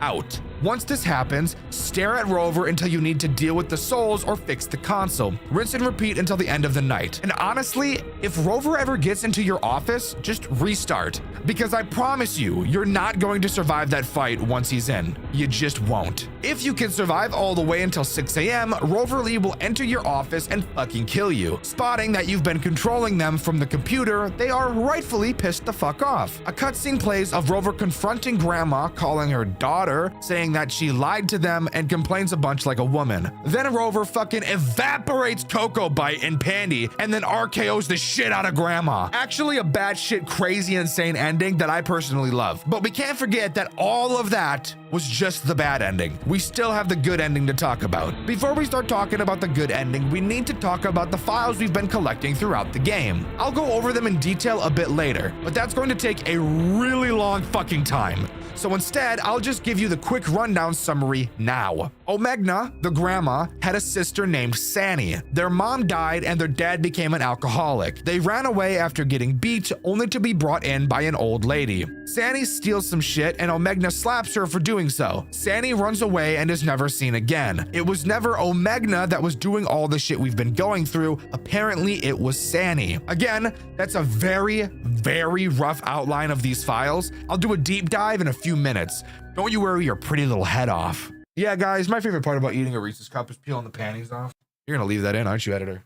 Asshole. Anyways, now we can talk about the good ending. Back to the skull, the puzzle he asks is, what trick did you fall for? There will then be letters for you to spell with, and you need to spell the word twins. These twins, I'm imagining, is in reference to the sisters. He then says that everybody fell for that, and then asks their names, which you will then need to input Omegna and Sani. He will then state that there is something more important than the names. He asks us which one is the which, and you need to answer Sani. Bars, by the way, right there. Sani was the one behind it all along. She fooled everyone and made Omegna go to prison for a crime she never committed. She made you think our family betrayed us. The skull then asks, who of them are in jail? Which of course we know is Omegna. So that's what you have to answer. Yes, by the way, this section is incredibly convoluted. I'm aware, just stay with me for a little bit longer. Finally, the skull says we know what we have to do and wishes us good luck. As we load into the entrance, we're told that we talked about a hidden room inside of the building. Fran is worried a bit, but trusts us and helps us by luring whatever is inside out. We're told to hide in the utility closet from way back in night 2. Entering the room, we're met with Barney. He looks very beaten up and broken, which is why he wasn't attacking on night 4 and camera 5. That makes sense now, and I honestly think it's a really small but cool reveal. He says the witch is who hurt him, the same person who took him back to life, giving him a new life. He says that the state he is in is the cost of the ones who made her angry. And I'm gonna be so honest, I have no idea what the fuck that means. I'm nowhere near smart enough to comprehend it, so hopefully you guys can. He says that nobody here will let us leave, not even the witch. He says to give up and turn ourselves in, and how he doesn't regret anything he did. He just wanted to see the kids smile. Now I really have no idea why the fuck he added in that last line. Very fucking weird, and I'm just gonna choose to move past it. We leave and are told by Fran that the bookshelf is open and it's clear to go in. Going through it, we find another staircase that leads to the home, the name of the place the animatronics go when they aren't active. Upon arrival, we notice that we have to unscrew a case to acquire a key. However, this is of course not going to be as easy as it sounds. During this section, we have two of the most fucking aggressive characters I've ever seen in my entire life. It is insane. But before we talk about them, let's go into the layout of this section. Looking to your left, you'll notice the doll you picked up from night 4. Her name is Jenny, and she is how you deal with both of these threats. But holy fucking shit, the hitbox on this goddamn doll head is fucking ass. So fucking tiny for no goddamn reason, fuck! You must drag Jenny's head to make her look at either of the two hallways to the room we're in. The left hall has Bait and Clop, and the right hall has Barry. Now,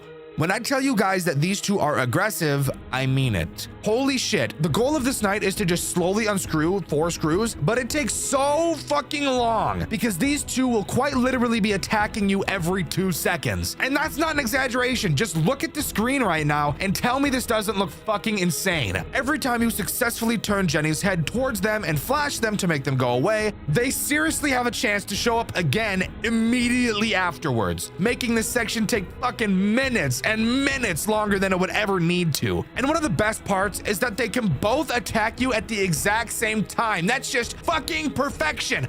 I hate it here. Fuck!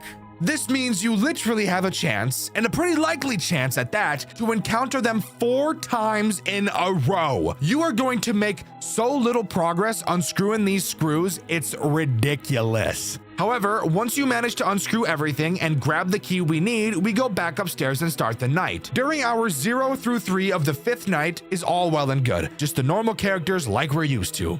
Except with one small tweak that they turned on the fucking gas this night, because holy shit, it's like seriously quadrupled the difficulty of night 4. It is fucking insanely hard. All of that is well and good, but once you hit 3 a.m., Rover Lee activates and it's pretty much just night 5 from the bad ending. So just use the same strategy we used then and we'll be golden. No problem at all. Just for the love of fuck, don't let him get in your office, because that minigame is more impossible than Shadow, Rat, and Cat all challenges, I swear to God. Once you reach 6 a.m., Fran tells us she's sorry and that everything is ready for us. She also mentions to check the safe that's been in our office this entire game. Inside, we see the doll Valentina is possessing, which I actually think is really fucking cool. This part honestly reminds me a lot of the ending of Saw 2, which, quick little spoiler alert for those of you who haven't seen the Saw movies and really want to, it reminds me of the part at the end of Saw 2 where they reveal that the main character's kid has been stuck inside of a safe in the room they were in the entire time. It's so fucking cool, I love it. We grab Valentina and burn the building down as we leave. We then see a cutscene with Sanny. She's obviously pissed as fuck and is about to start her villain arc. She says she won't let herself be caught and that nobody is going to be happy, which just screams sequel right in my little gamer ears. But that is all the good ending has to offer.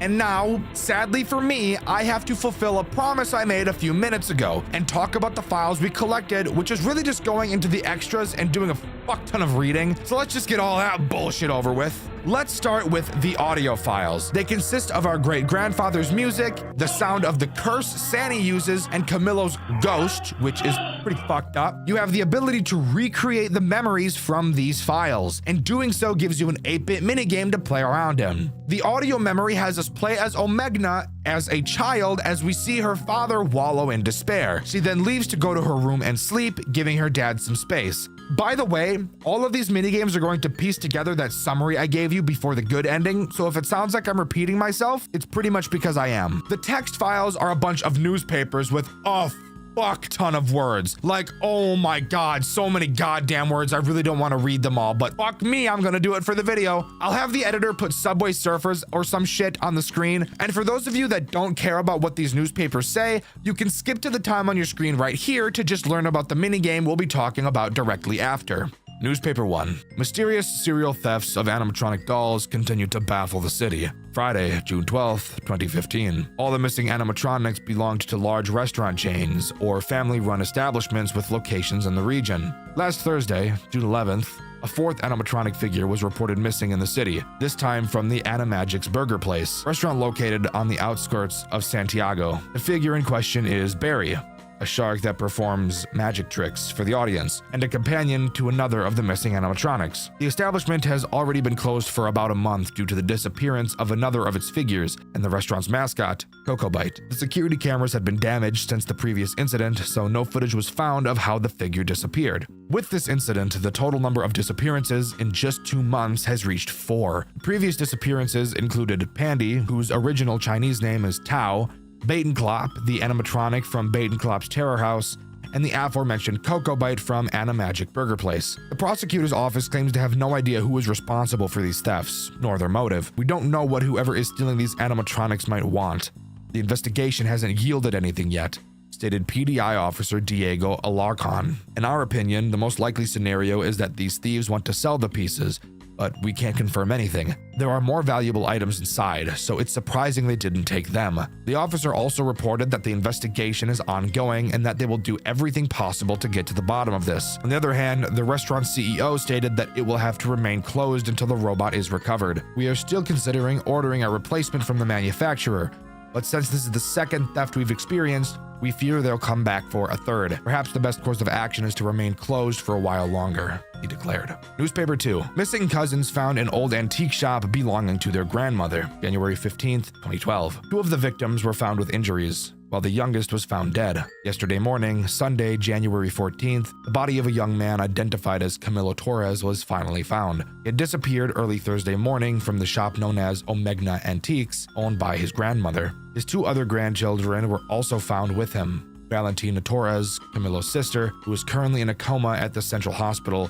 and Cristobal Valdebenito, a first corporal of the Carabineros, Chilean police force, who had several minor injuries. As soon as they were found, the survivors were taken to the hospital. Valdebenito has not yet agreed to comment on what happened there, stating that he first needs to speak with his superiors about the matter. Regarding Valentina Torres' condition, the attending physician, Joaquin Soto, stated that the reasons for her unconsciousness are still unknown. Tests indicate that there is brain activity. Very low, but it is there. However, the young woman has no head injuries that could explain her unconsciousness. It's a very strange case, but we are continuing to examine her, the doctor stated. Regarding Camilo Torres, according to the investigative police, PDI, the cause of death was asphyxiation by strangulation. The minor's neck showed very noticeable marks. Both his neck and part of his spine, as well as his trachea, are, in the words of prosecutor Leonardo Altamirano, destroyed. Asphyxiation of that level is very difficult to achieve. An ordinary human could not do it, he stated. In fact, it almost looks like as if his neck had been crushed by heavy metal machinery, but this doesn't quite fit considering the finger-like marks left on his neck. The PDI also stated that the investigation is not over yet, and that, although with the current leads it is difficult to reach a conclusion, they will do everything possible to get to the bottom of this and bring justice to the guilty parties. Newspaper 3. Security footage from Omegna Antiques shows the owner attacking her granddaughter, January 16th, 2012. During the investigation into the murder of the 20-year-old at the Omegna Antiques shop, police found a recording of one of the owner's computers. The recording shows the owner ordering a group of animatronic robots to kill Valentina Torres, her own granddaughter. The video from the shop's security camera network shows a young woman and her grandmother, Mrs. Omegna, the latter apparently accompanied by animatronic robots from various well-known entertainment chains, which she kept in her shop. In the recordings, she can be heard ordering the robots to get rid of her, at which point the machines step forward and begin attacking the young woman. We don't know how she could have made them work or how she could have made them obey her, stated Leonardo Altamirano, the prosecutor in charge of the case. We believe the video may be some kind of fabrication, but all of the evidence seems to indicate that this is not the case. According to the several owners of the entertainment chains who once owned those robots, those models had been discontinued for almost 2 decades and had mostly been sold at auctions long ago, which is how they are assumed to have eventually ended up in Omegna's store. For this part, Corporal Cristobal Valdebenito, one of the victims of the cousin of Valentina and her deceased brother, Camilo, stated that he had noticed his grandmother acting strangely in recent weeks, and he also identified her as the kidnapper during the days he was missing. It was a dark, cold, and old room. I could see her there. She didn't say anything significant. She was the one who had me trapped. This morning, the woman was arrested by the Carabineros, Chilean police, and will remain in custody while her connection to the incident is investigated. Holy fuck, that was a lot. But let's move on to the minigame. In this minigame, Omegna checks on her dad in the living room only to see that he's passed out drunk as fuck on the couch. She leaves to go reminisce in the kitchen, she checks the fridge only to see there's no food inside, and she wonders when Sandy will come home from her job. The image files consists of some bottles, a picture of Barney, and whatever the fuck this shit is right here. I literally have no idea what else this could be. My only guess is that the potion grants life, maybe, judging from the conversation we had with Barney, and then the Barney picture is just Barney being destroyed in the closet or getting a new life. I have no idea. And then the question mark image, bro, I'm scratching my head and my balls. You guys tell me what the fuck this is supposed to mean, bro. I've got no idea.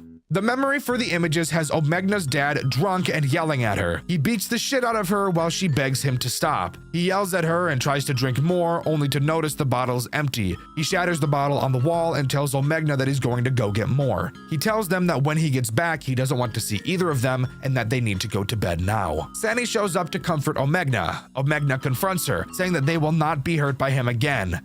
And then they run away from home together. This is probably one of the more disturbing cutscenes from this game, for obvious reasons. As far as the videos go, they're all just Pandy, Batenclop, and Cocoa Bite jittering in their new bodies. But this memory is a hell of a lot longer. Omegna and Sandy are arguing about Sandy stealing money. Sandy is thinking like a survivalist, but Omegna is thinking like a pacifist, explaining that she could just work. Sandy states that no one saw her and that she was poorer than a rat. Omegna shoots back that she shouldn't talk about herself like that and that she should be grateful that she took them in. Sandy states that the money was not entirely for herself, saying that she will buy things to help her. Omegna states that she wouldn't even accept the money, yet she should give back what she has left. Sandy states that she will not and will put the money to good use. Omegna snaps, stating that this is the last straw. She mentions that Sandy comes home late, skips school, and doesn't follow instructions. Sandy turns away, but Omegna puts her hands on her to make Sandy look at her again. Sandy states to get her hands off of her, but Omegna demands Sandy to follow her orders. Sandy snaps back, stating that Omegna isn't her mom. Omegna slaps Sandy, she apologizes, but Sandy runs away, stating that she hates Omegna and to stop bothering her. They have never seen each other again since that day. So there you go! I told you I'd cover it in more detail. Are you proud of me? Please say yes, because I've been writing the script for no joke the last 6 hours. I'm fucking dying over here. 2 more things before we wrap up. The first is this weird minigame called Pandy POV. It's just some point and click bullshit and seriously provides no lore to the story whatsoever, just a time waster. And the final thing is what happens after you beat 720 mode, which I obviously didn't fucking do because I'm not a maniac. After you complete it, you get this short cutscene. Yes, it's in Spanish. I don't give a fuck. Hop off my dick and read the subtitles. Sigues teniendo pesadillas, ¿eh? Tranquilo. Pasaste por mucho estrés durante esas noches. Es normal, y lo sabes. Poco a poco estas se irán. Todo está bien ahora. So there we go, a teaser for yet another game to come. And it looks like there's gonna be a character with a cane. So maybe it'll be me, who fucking knows. But as far as I'm aware, that's all the last Psy has to offer. Overall, I think this game has one of the most interesting and unique stories I've ever seen come out of a FNAF game before. Sure, I do think the first game is complete ass, but the second game really makes up for it. It looks fucking amazing, the gameplay is actually interesting, albeit incredibly difficult at times, and I would highly recommend it to anybody who wants a fun challenge. I've covered several overwhelming FNAF games on my channel before, and I'm sure I'll cover many more in the future. Today is no different. I've recently stumbled across a fan game dev by the name of Solar Neon, responsible for Late Shift at Nintendo World, which is in a video I've made recently with a very good song along with it. Well, call me surprised when I found out that Solar has actually been working on an entire series of FNAF games, and that 2 of the 6 of them have already been released. Knowing that, I couldn't help myself but get sucked right in, and now I'm going to force you to be sucked in as well. Today, we're going to be talking about Swing Shift at Farley's, a FNAF fan game with some of the darkest and most sinister storytelling I've ever seen. Before we start talking about the actual gameplay loop this game has to offer, I first want to talk about the stylistic choices of this game. Something I noticed is that Swing Shift at Farley's really feels like FNAF 1. A lot of games try to replicate the style and feel of FNAF 1, but I honestly don't think many are capable of doing it. Farley's is definitely one of them. The overall look and feel of the game really reminds me of the original Five Nights at Freddy's, which makes the game feel nostalgic. I love it. Anyways, moving on to talking about Night 1. There is plenty to talk about. Look at the length of the video. Again, the person that made this game also made Late Shift at Nintendo World, so you know we're about to see some of the most creative shit you've ever seen in your entire life. To start, there are a lot of places you're able to move, but before we go down the list talking about them, describing the doors is very important. Swing Shift at Farley's doesn't use a typical power system, which I love. It makes my dick not feel like it's on fire. However, the doors do have their own type of power system involved. When a door is closed, the door's fuse will quickly decrease. If it empties completely, then obviously the door will be forced open. So that bodes the question, what the fuck are we going to do about that? Very epic answer, I will say, and this brings up probably my favorite mechanic. As I said, there are multiple rooms you can go to from the office. Turning to the left door, you can turn once more and go to some weird back room area. I think this is a hallway. Then, turning once more, you can go to a storage room. Inside of this storage room, you can grab a new fuse. But of course, it's not just as simple as grabbing the fuse, as there is a minigame you have to complete first. A bar will appear at the bottom of your screen, and an arrow will slide back and forth. You have to time and click when the arrow is in the middle of the bar 3 times in a row for you to be able to pull out the fuse. I guess we have to really put our backs into picking up this fuse that probably weighs as much as all of the food in your mom's fridge combined. Get it? Because a fuse is very light, and your mom's fridge is empty because she ate it all? Yeah, you got it. Directly behind you while looking at the camera monitor is where your fuse box is located. You can remove an empty fuse and replace it with a new one you grabbed. However, the fuse has to be empty before you can replace it, so this will lead to you having to forcefully make your door run out of power at times. But that will make more sense once we start talking about the actual threats this night introduces. Speaking of which, let's do that now. Night 1 only introduces 2 threats. However, they both go on to serve a very important purpose. So let's talk about Basil first. Basil is this weird fucking dog thing.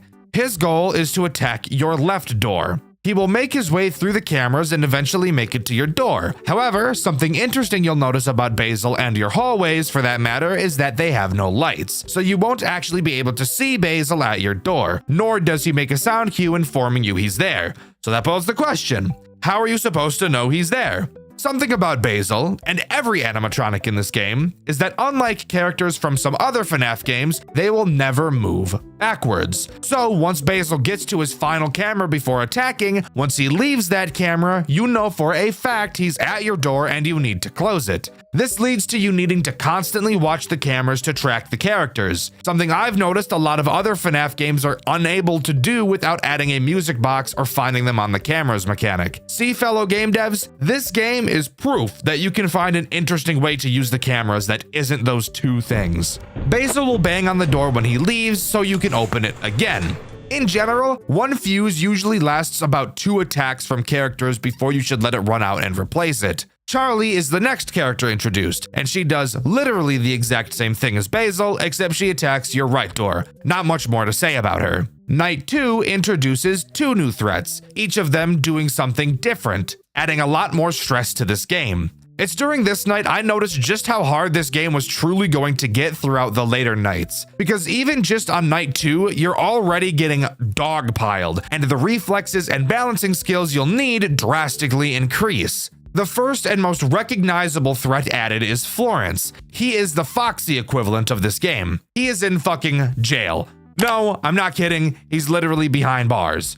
Throughout the night, he'll make his way through several phases before bum rushing your office like your mom bum rushed the cafeteria in her school years, canonically revealing that she's had this terrible eating habit all her life. Of course, watching him on the cameras will slow him down, but with several other characters that will require you to also constantly be watching them, it's safe to say that you won't be stalling him nearly as much as you can stall Foxy, as you do actually have to be looking at him. Unlike Foxy, Florence can attack whichever door he wants. And also, as far as I'm aware, there's no way to force his attack to happen earlier. With Foxy, you could check the left hall, but there doesn't appear to be an equivalent for Florence. What you'll have to do is listen to hear which side his footsteps come on and close the respective door. This brings up a synergy with Basil and Charlie. As I said earlier, each fuse has enough power to block 2 attacks, maybe 3 if you cut it really close, which I wouldn't recommend. So having Florence attack a door that only has 1 attack left, and then noticing that Basil or Charlie is about to attack that door will really get your blood pressure to rise as you quickly whip around to do that quick time event minigame to get a new fuse.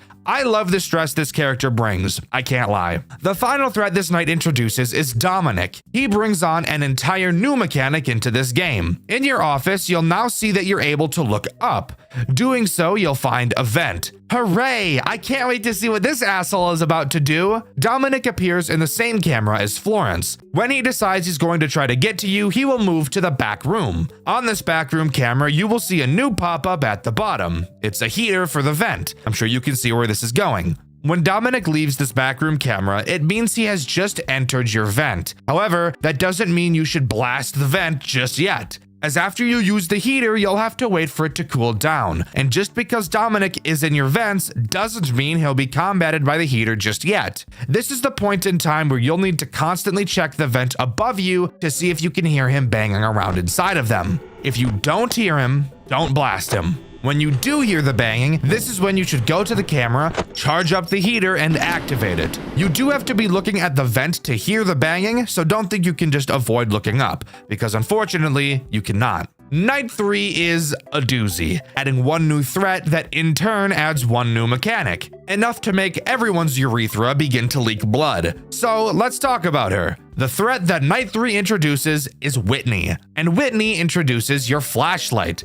I bet you can already guess what she's going to do. Whitney has 3 avenues she can attack you from: your left door, your right door, and the vent above you. She will wander around the cameras and eventually pick one to attack. When she is at one of those locations, you have to spam your flashlight at her until she goes away. However, something you may have wondered, and no, this flashlight does not work how most FNAF flashlights tend to, as this one is much worse. The rate at which the battery drains from this flashlight is a lunacy. So, to compensate, you're able to charge it back up. But how do you do this, you might ask? Well, on the cameras, you will see a new pop-up. Using this pop-up, you can slowly recharge your flashlight. The problem with this? Obviously, aside from the fact that it's just a fucking music box, which I hate, is that the camera in which this pop-up is on teleports to a random camera whenever it damn well pleases. Did you just fucking hear me? The music box mechanic, aka my second least favorite mechanic of all time, is a find them on the camera mechanic, aka my number 1 least favorite mechanic of all time. This fucking charging flashlight pop-up is the combination of my 2 least favorite things, and they happen at the same goddamn time. You can't make this shit up, bro. When I first saw this, my penis instantly wilted like a flower and died. Fuck me. And that's not even the end of it, as Whitney behaves in the same way as Charlie and Basil. There is no sound cue for when she arrives at any of the 3 places she can arrive, and you also can't tell if she's there without flashing your light, which I've already explained drains way too quickly for you to just be flashing it all willy-nilly. So you have to track her exactly how you have to track Charlie and Basil. There's not even a crazy amount of characters, yet this is quickly becoming one of the most stressful FNAF games I've ever played. And don't even get me started on how stressful this game gets when you go about replacing your fuses. You will be spending a majority of your time staring at the cameras, especially on later nights when the characters are moving pretty quickly. So having to spend a fuck ton of time grabbing the fuse and replacing it will guarantee that you lose track of literally every character you were watching. It's so stressful, and while I'm not a huge fan of being stressed out, if you could believe that, I do still think it's really cool how this game is able to pull that off. Night 4, and again, just as Five Nights at Freddy's did, Night 4 introduces the big bad antagonist himself, Farley. And let me tell you, he's honestly probably the least threatening character this game's seen so far, with a mechanic that makes him sound a lot scarier than he really is. Let's talk about it. Farley works in the exact same way as Charlie. The goal is to make it to your right door. However, the big catch with Farley is that you can't see him on your cameras. And of course, we already know we can't see door characters at our door. So how do we know where Farley is? Well, every time that Farley moves, he will laugh, which by the way, if you were curious, is just FNAF 1 Freddy's laugh. You will have to keep track throughout the night of how many times Farley laughs, as every 5th laugh will signal that Farley is now at your right door and that you need to close it. And this is where this game introduces a mechanic so cool, yet so useless. In your office, you will now see you have a little notepad. Using this notepad, you will be able to leave little tally marks. Now, why would you need to leave little tally marks? Well, this is this game's way of letting you keep track of how many times Farley has moved so you don't have to just remember. Every time you hear him laugh, open your notepad and mark a line. Once you deal with his attack, switch to your eraser, erase it, and start again. I think this is super cute and unique. I've never seen a FNAF game do something like this before, as most would probably prefer you just remember it yourself because that's way more AIDS-inducing. However, the way the rest of this game controls does bring up an issue with this otherwise awesome mechanic. I have 2 hands, in case you weren't aware, and on my 2 hands, 5 fingers are attached each. What's stopping me from counting Farley's movements on my hand?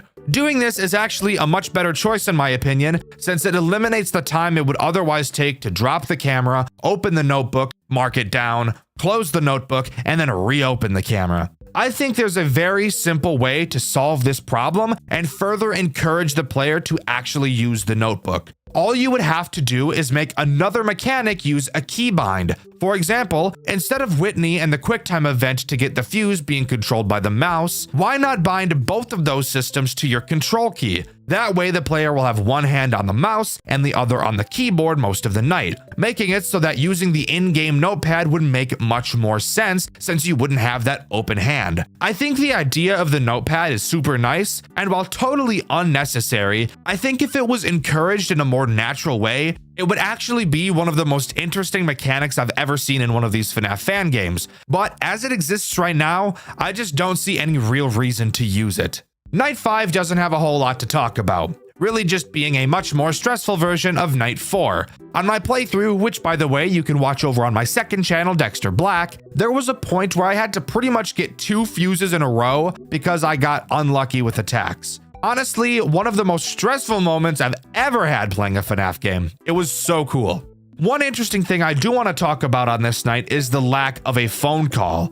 Just like FNAF 1, on Night 4, the phone guy gets beamed out of existence by an enemy. On Night 5, if you check the back room, you can see what I can only assume to be the phone guy with his head on an endoskeleton body. If there's one thing about Solar, the developer of this game, she does not hold back on the shock value of her games. That's what I love so much about them.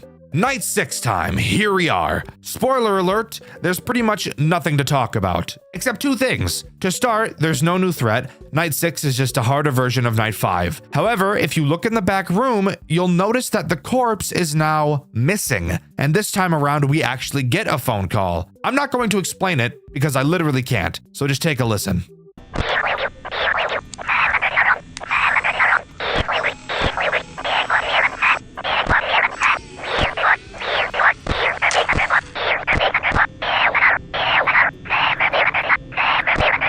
Now you might be asking, Dxtr, what the fuck was that and why did you even show it to me? Well, dear viewer, if you reverse it, you'll hear the following, which I've added captions to.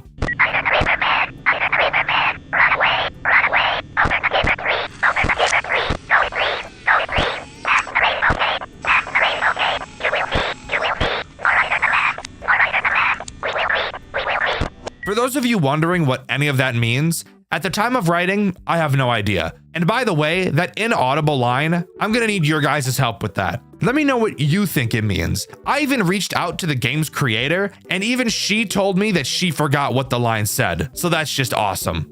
But I'm not quite done talking about this game just yet. No, I found something interesting hidden inside of the game.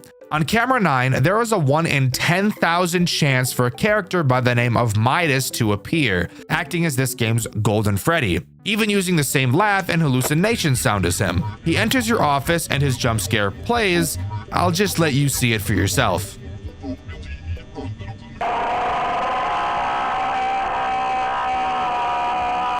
So yeah, that's disturbing. As mentioned, that character's name is Midas. I have no idea who this character is supposed to be. However, I do know that we will be finding out, as Solar Neon plans on creating 6 games in the Farley series, and I'm totally looking forward to them. There are still a few more secrets I was able to uncover. In the room where you grab a new fuse box, you'll notice a stack of papers on the ground. Upon picking the papers up, you will see one of the following 3 papers. The first shows a wanted poster for a man inside of what appears to be a bunny costume. It's only a police sketch, but we can see they're wanted for murder. The second paper reads, "Bodies found in local river." In a shocking turn of events, the body of missing boy Thomas Fiver has been found under a bridge in Shantytown. According to the Utah Police Department, Thomas's body was stuffed inside a garbage bag with his head removed. The head has still not been recovered. A note addressed to the police was also found with Thomas's body, written by the Guillotine Killer. This has been revealed to be his 3rd victim. The Guillotine Killer, possibly giving a name to the killer in the previous paper, obviously being called that name for decapitating his victims. Another kid killer. Fantastic, but what did we expect, I suppose? And victim number 3. I wonder how many there are in total. The 3rd paper reads, 6 children now reported missing. Over the coming weeks, 6 children have vanished in Shantytown, Utah. While 2 of the missing children have no leads, it is believed that they are further victims of the infamous Guillotine Killer. Utah Police Chief Edward Cal has stated that they are expecting letters from the killer soon, potentially tying the 2 other children to his spree.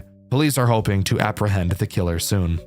Well, that answers my question. 6 children this time around. Quite the hefty number, but nothing compared to my 12, but that's not important. What is important is that I lied and there's actually one other paper to be found. However, the only way you can get it is if you've been attacked by Midas. So 1 in 10,000. Your chances aren't great, but lucky you, I'll just show you what the paper is. So it appears Midas came from another restaurant by the name of Midas's Galactic Pizza Palace. Also on this paper, you can see some possible other names for this character, being able to make out Mike, Monty, and Max. As you can tell, this is a napkin, clearly showing that this was a very early idea for a restaurant, even having multiple food ideas like burger and barbecue before settling on pizza, apparently stating that burgers are, quote, too easy to fuck up. And then of course, the sketch of Midas with his absolutely fucking massive veiny head. Disgusting, by the way.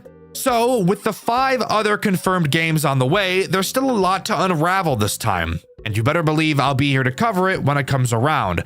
But as far as I'm aware, that's all Swing Shift at Farley's has to offer. Overall, I think this game is easily one of the most creative pieces of fan game work I've ever seen. Solar Neon is so open to trying new and unique things, and I love that. I'm super looking forward to the other 5 games, and I can't wait to cover them on Dxtr Black, and of course, over on this channel. Hold up, guys! As I was working on this video, the second game in the Farley series, Swing Shift at Farley's Jr., actually released. And I thought, well, why not add that game to this video as well? So instead of ending the video right here where I was about to, let's go ahead and jump into Swing Shift at Farley's Jr. So, this is kind of awkward, isn't it? I bet you were getting ready to click off the video and now we have a whole nother game to cover. Well, be grateful, I guess. Farley's Jr. starts with a very FNAF 2 style opening. We're sitting in the POV of who I can only assume to be Farley. We can look left and right and see Basil and Charlie accompanying us. Shortly after the minigame ends, we're booted to the main menu where we can see the toy animatronics. What the fuck?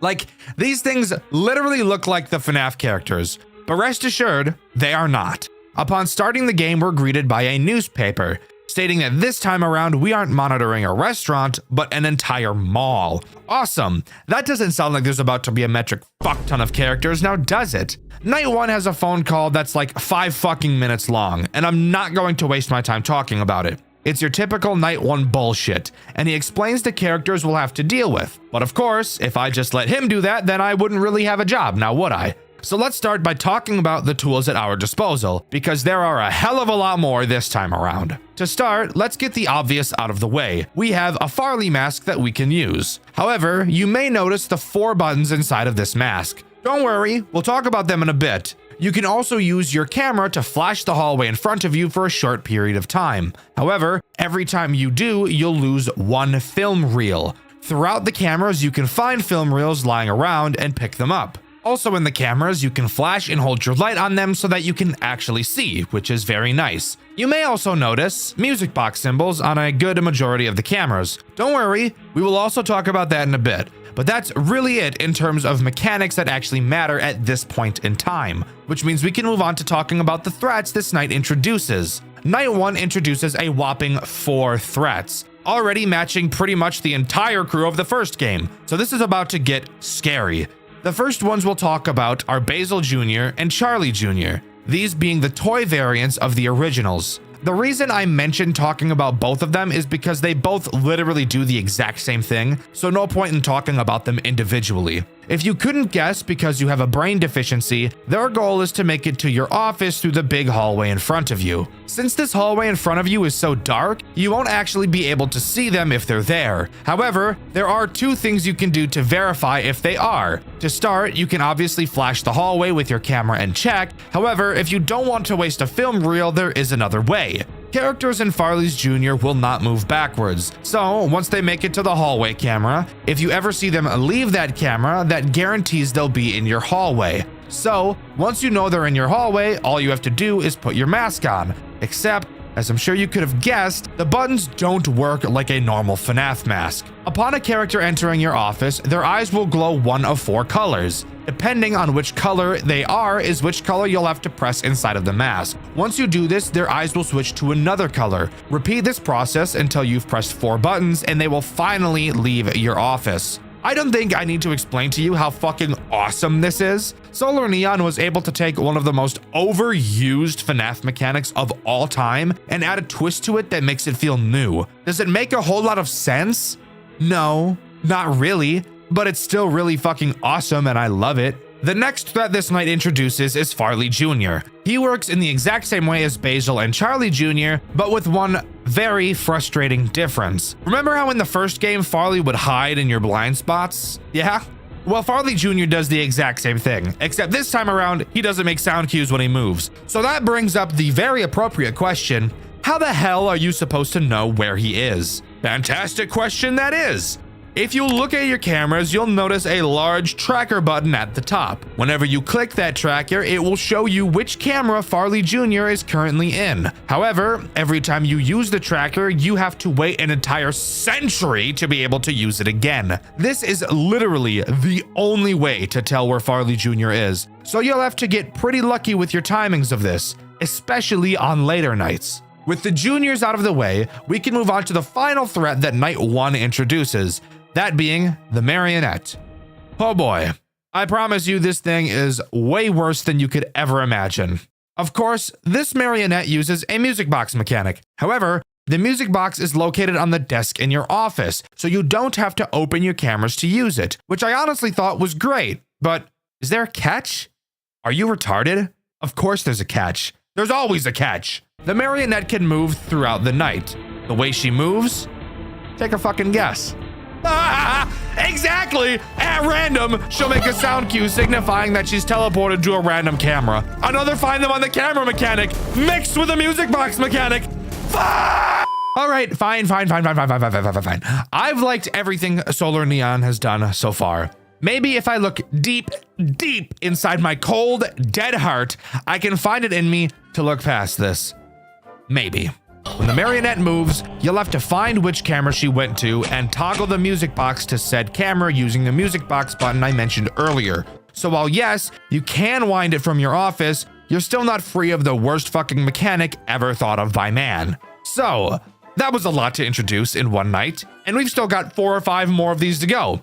To discover how bad it's going to get, stick around, because I get the really funny feeling that the further we jump into this game, the further my sanity is going to split.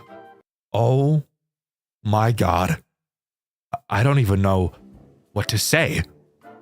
Here we are on night 2, and this night is really going to show just how fucking difficult this game is about to be. This night introduces several new threats, all of which make me want to stitch my asshole shut so that I can never shit again. Let's waste no time and start talking about them. Tonight introduces the withered characters, literally every single one of them. Well, except for one, but we'll talk about that asshole a little bit later. To start, let's talk about Withered Basil and Withered Charlie. I'm going to talk about these two together because just like their junior variants, they both fundamentally do the same thing. On night 2, you'll notice in your office you can now pull 2 gates closed on both sides of you. These gates are important for these 2 threats. Withered Basil and Charlie's goal is to get to your office through these gates. Basil will attack the left and Charlie will attack the right. Just like seemingly every other character in this game, you won't be able to see these two while they're at your doors, so you'll have to track them on the camera to be able to tell when they've disappeared to them. Once you know they're at your door, close their respective gates and wait to hear them hobble away. You know when I said their goal is to attack these doors? Well, I kind of lied because they both have one other form of attack, that being the hallway in front of you. Both characters will appear in the hallway camera. When they disappear, they will do one of 2 things. The first will be moving to a side camera to make their way to their gate. The other will be moving to your hallway just like the juniors do. When you know they're in your hallway, all you have to do is flash them and they'll go away. These 2 characters alone already add a bunch of stress to this gameplay loop, especially with them being able to attack in more than one way. But we're still not done. We have yet to talk about the final threat this night introduces, the Jailhound. Jailhound is an incredibly frustrating character, mainly because he forces you to use 2 means of defense against him, both draining a crucial resource and wasting a lot of time. Jailhound can only attack through your main hallway. You'll know he's there because thankfully he'll start talking to let you know that he is there. The first thing you'll need to do is flash him, using up one of your film reels. Then, and only after you flash him, must you put your mask on. If you put the mask on beforehand, he'll kill you. This is explained by the flash disorienting him enough for the mask to fool him. Pretty interesting explanation, I will admit. Once you put the mask on, he'll enter your office for a short period and leave. Unlike the juniors, you do not have to play the Simon Says minigame inside of the mask. So yeah, a metric shitload of stuff thrown on top of you on only the second night of the game. And let me give you a little spoiler. There's a lot more characters that are going to be added to this loop. And with each one, years of my life are plucked away like nose hairs. I only want to die a lot, guys, don't worry. But I'm not quite ready to move on to night 3, as during my playthrough of night 2, which you can see over on my second channel, Dxtr Black, I of course died a few times trying to beat night 2 as I got used to everything. One of those times that I died, I actually got thrown into a death minigame. So let's talk about that. In this minigame, we play as a girl named Crystal. We go to the house of a man named Mr. Martinez, which, judging solely based on the color of his dialogue tech, I'm going to assume he's this game's William Afton. Crystal asks if Terrence, who I can only assume to be his son, is around, as he hasn't been answering messages. Martinez says he's been locked inside of his room after what I can only assume to be a supposed incident. Crystal apologizes about someone named Toby, and at this point, we're not totally sure who that is. Martinez allows Crystal inside to go see Terrence, but when she goes to his room, Martinez is seen pulling out a syringe and following after her, clearly showing that he's about to do something terrible. The only question we'll be left with now is why, and who is Crystal? But with that, we're ready to move on to night 3.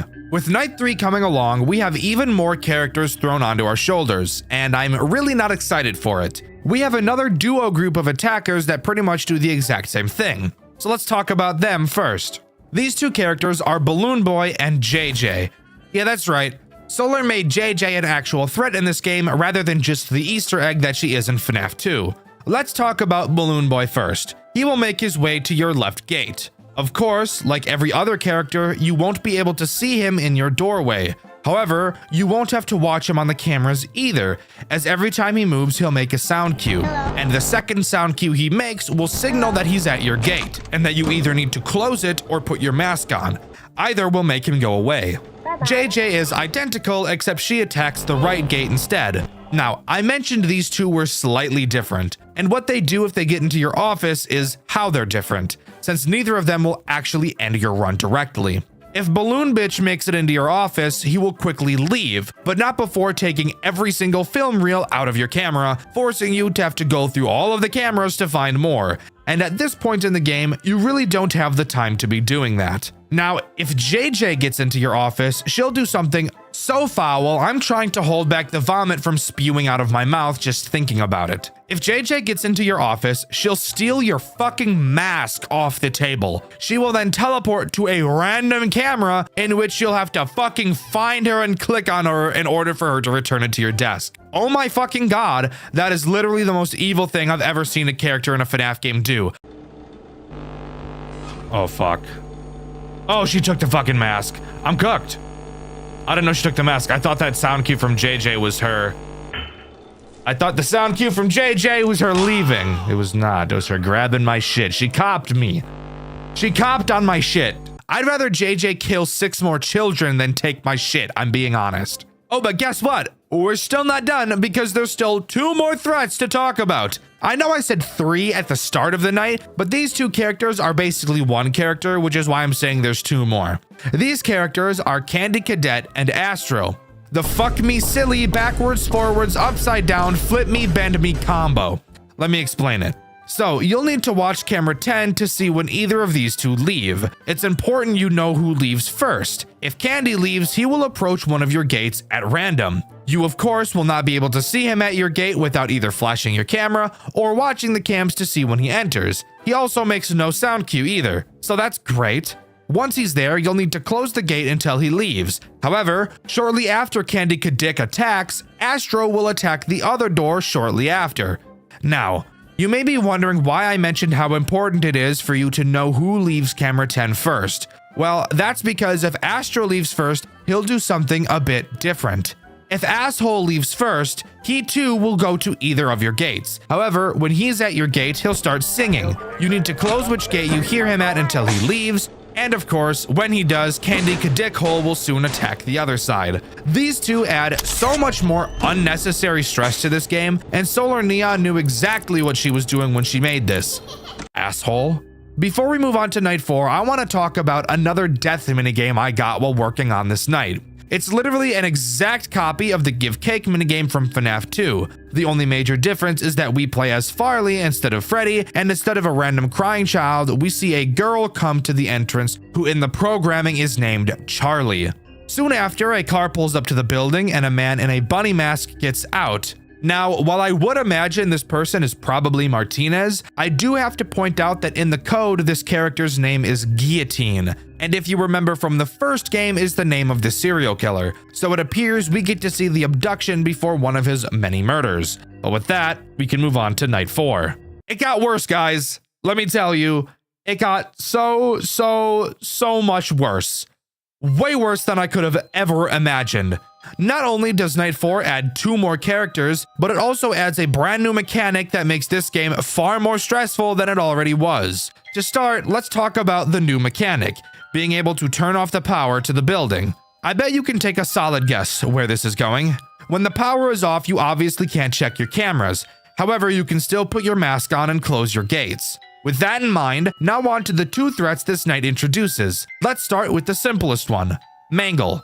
Mangle has 2 ways of getting into your office, the big hallway in front of you, and the vent that's on camera 9. I've neglected to mention this vent up until this point, because Mangle is the only character to interact with it. Plus, you can't even see or interact with this vent in any way regardless. When you see Mangle in your hallway in front of you, you'll have to shut the building's power off. She'll swoop into the office for a few seconds and then leave, wherein you can then turn it back on. The vent is pretty much the same, but since you can't see the vent, the way you'll know you have to shut the power off is when you hear her in your vent. Turning off the power throughout the night when watching the cameras is so integral to this game's cycle is absolutely brutal. And the final character introduced on this night doesn't help with that at all. Withered Farley is the last character introduced on night 4, and he serves to be one of the most stressful yet. Once Withered Farley makes a successful movement opportunity, he will teleport directly to your main hall. Every time you flash the hallway, you'll be able to see him. Throughout the night, he'll slowly creep his way towards your office, and once he enters, as I'm sure you could have guessed from my intro of him, you'll have to shut the building's power off until he leaves. Mazel tov! I want to die. This is every single threat in the game. And let me tell you, completing this night was honestly one of the hardest challenges I've ever put myself through. And we're not even on to night 5 yet, so I'm really not excited for all that. But there is still one thing I want to talk about before we move on to night 5, and that's another death minigame I got while playing night 4. In it, we play as an unknown character seemingly on a camping trip with another unknown character. Child number 2 wanders off and we go to follow him, only to go deeper and deeper into the forest as we lose track of him. When we find him again, we see him trapped in the back of someone's car as it drives off. Maybe got some inspiration from the FNAF movie, just a hunch. Shortly after, Farley jump scares us. And this leads to a small theory that I have. I get the feeling that for each of these minigames, depending on who jump scares us at the end of them is meant to hint at who the stolen child in said minigame would go on to possess.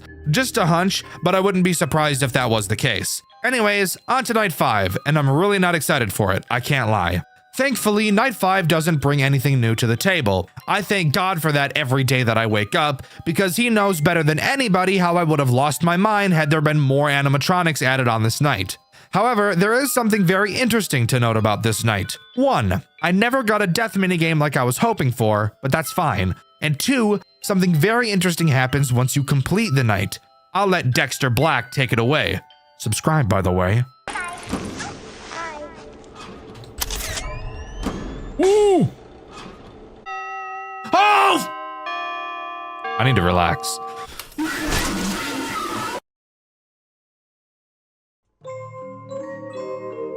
Wait, what? Mangle still kills you? What the fuck? That's right. Mangle kills you. And when reading the newspaper after the fact, we see that we've been playing as Jeremy Fitzgerald this whole time. Wowee! I'm leaking. What? But with the information of our player now being dead, who's to say what's going to happen on night 6? I'm not sure, and I'm very, very excited. Night 6 is pretty interesting, so let's just jump right into it. To start, we're now playing as Mr. Martinez, both the man who was holding the syringe in an earlier death minigame we talked about, and the man I suspect to be the guillotine killer. In our phone call, we actually get to hear the conversation between Mr. Martinez and the phone guy, and I think listening to it for yourself will be much better than me describing it to you. Fancy seeing you there, Mr. Martinez. And on a night like tonight. Why are you interrupting my night, Gretchen? You tell me, Vincent. Poking around my mall, and during an active investigation, no less. God. You know, I gave you a lot of time. More than I've given most of my vendors. But no. First your hunks of metal fuck with my staff. Then those kids go missing. The cops start ripping my business up. That poor Jeremy kid gets his head smashed in by one of your freaks. The one you told me you would fix. And I now find you there, doing God knows what. Now what is that supposed to mean?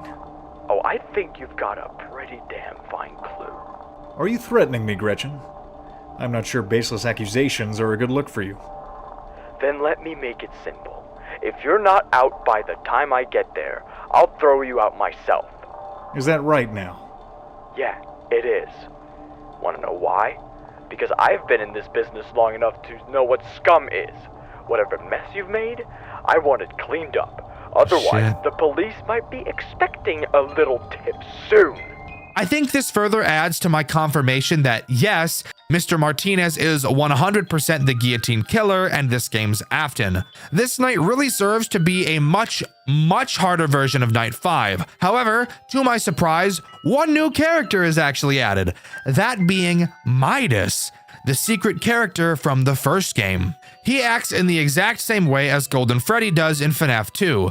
Occasionally, when you drop your monitor, he'll be in your office. If you don't raise your monitor again fast enough, he'll kill you, easily becoming the most frustrating character in this game in my opinion, as the crazy amount of shit going on is already hard enough to keep track of in your head, but adding this bullshit guy on top of it really serves to make my head explode. However, it did lead to my crazy completion of Night 6.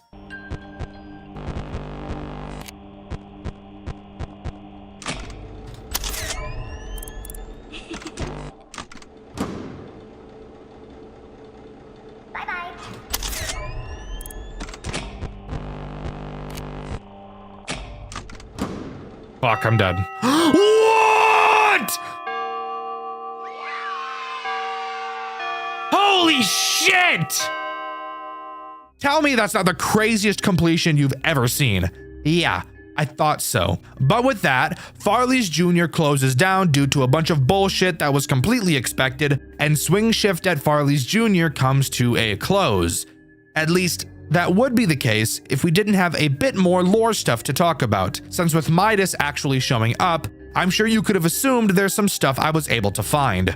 To start, by going into the extras menu and checking out the characters, moving over to the withered characters, you'll actually see missing posters for each of them, adding to my theory of depending on who jump scares you equating to who the dead child possessed, with Garrett possessing Farley, Charlie Emily possessing Basil, Terrence Martinez and Crystal possessing Jailhound, and an unknown person possessing Charlie. Why is this unknown? Well, because I never actually got Charlie's death minigame. But let's go take a look at it, shall we? In this minigame, we play as Susie Rosa. We walk around town until we eventually stumble across our dog, dead in the middle of the road, clearly being hit by a car. Shortly after, a car pulls up next to us and the guillotine killer steps out, telling us that he can fix our dog if we get in the car with him. And I'm sure you can imagine what he does to her next. And speaking of minigames, there's still plenty to cover. Let's rapid fire through the minigames I never got in my playthrough over on my second channel, Dxtr Black, starting with the minigame called Riverbed. We play as an unnamed little boy in the rain.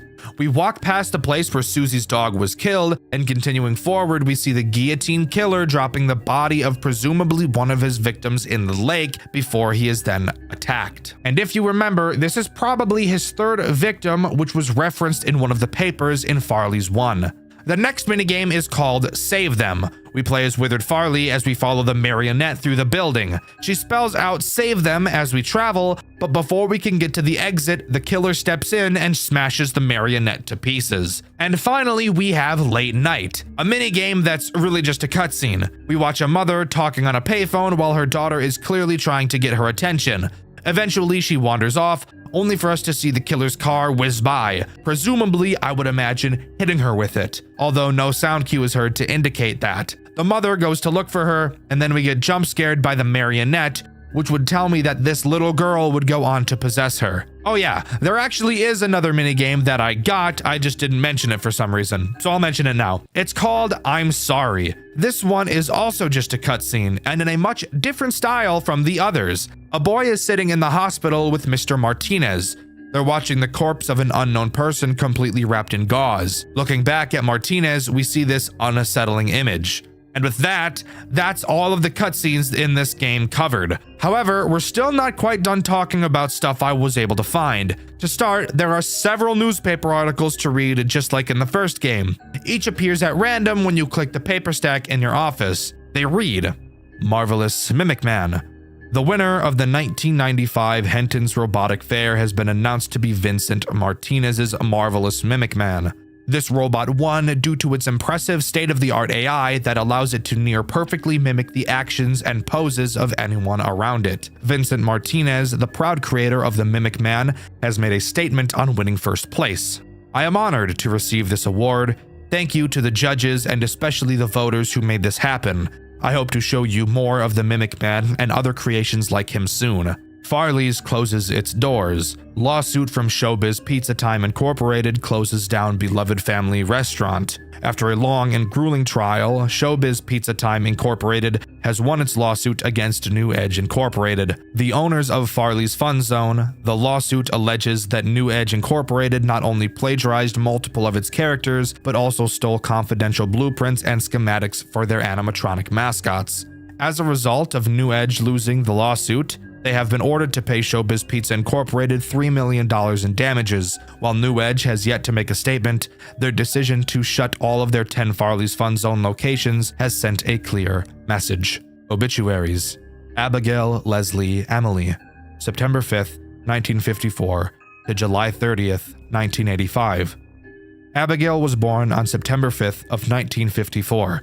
She grew up in a lovely house down north before moving to Utah and marrying a brilliant husband and having a lovely daughter, both of which were unfortunately taken away from her too soon. Abigail tragically killed herself on the 30th of July, 1985 via a self-inflicted gunshot to the head. We hope that Abigail is in the warm light and with her husband and daughter. So, a robot that can mimic people made by Martinez, a plagiarism lawsuit for blueprints and schematics, and a woman who tragically killed herself, each with something redacted. And of course, after getting killed by Midas, there is an additional paper you can read.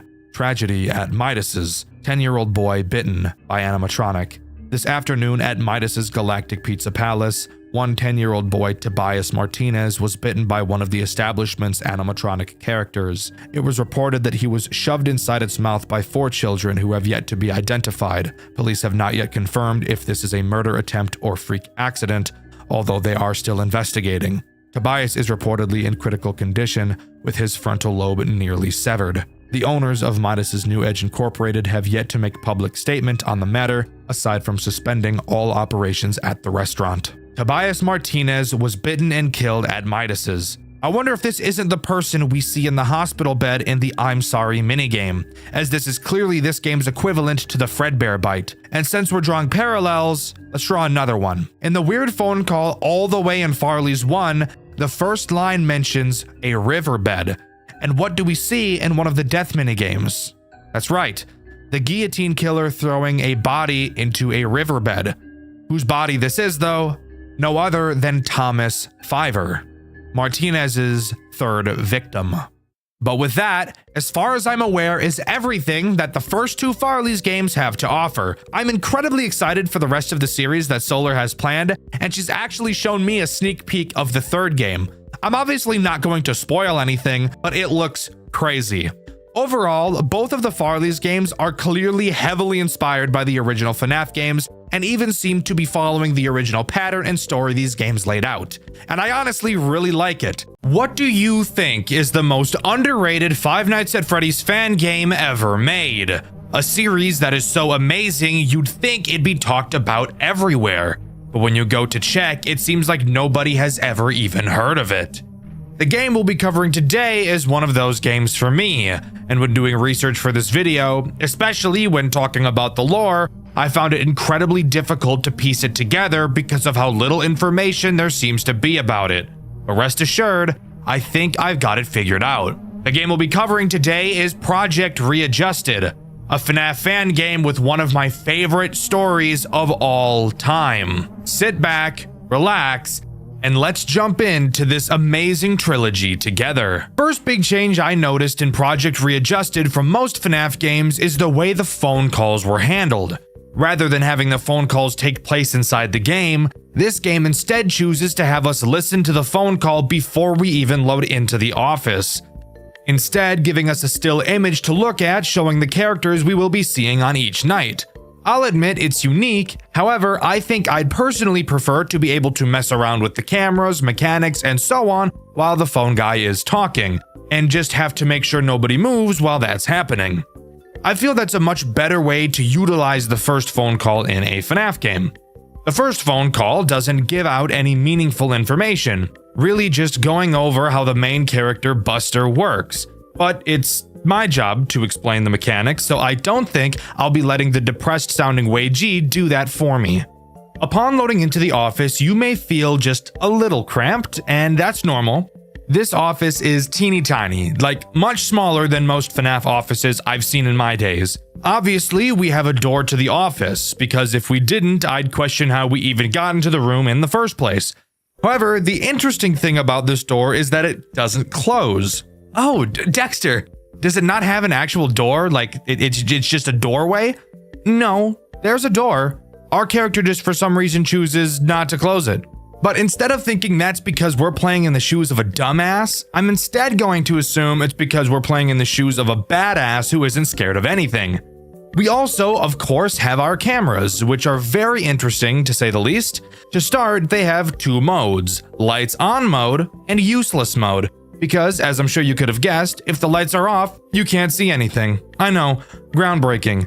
You'll also notice you have a camera stability percentage. What does that mean? Well, as the name suggests, it reads the percentage of your camera stability. I'm sorry, I'll stop talking like that. While on your cameras, the stability will quickly decrease. Putting the camera down will cause it to quickly increase back up. If it drops down to 0, you're gonna have to wait a while before being able to use it again. So, what about that Buster fella I mentioned earlier? How does he work? Great question, viewer of questionable stench. Buster is as basic as a character can get. I'm sure you could probably guess what he does, but it's my job to tell you. Buster will move around through the cameras with the goal of getting to your office. Once there, he'll peek his little head through the door. Using this comically large blue button on the wall of your office, you can shine a light into the doorway, revealing he has the teeth of a British person. Hold this light on him for long enough and he'll go away. Simple sugar. After night 1, we get a short cutscene. You guys seem to like the narration I did in my Maggie's video, so instead of just summarizing what happened like I would usually do, I figured why not narrate this as well. Hey, it's been a long time, you and me. We finally met ends on a good note, for now. I'm only implying that our experience will be better. Now, there is something I need to tell you. I know I'm jumping to conclusions without explaining who I am, but bear with me. There is something inside this diner. Just maybe put on some type of gig to make some fool believe you to make them work here. Maybe that person will lure that thing out. I'll tell you more tomorrow, but for now, let's begin to go inside. Let's take the back alley, as it's less noticeable. Come along, we only have 5 days. Sounds like someone's trying to dupe us and use us as bait. That's not very kind, vaguely barbaric. But whatever, we're already working here. I guess it's just in our best interest to not die. Moving on to night 2, you can quickly take a little nap because the phone guy takes a billion years to talk about the new character this night adds, and ramble about some arcade machines. The new character added on this night is Old Buster. At least, that's the name that would make sense. However, this character's name is actually Redeemer.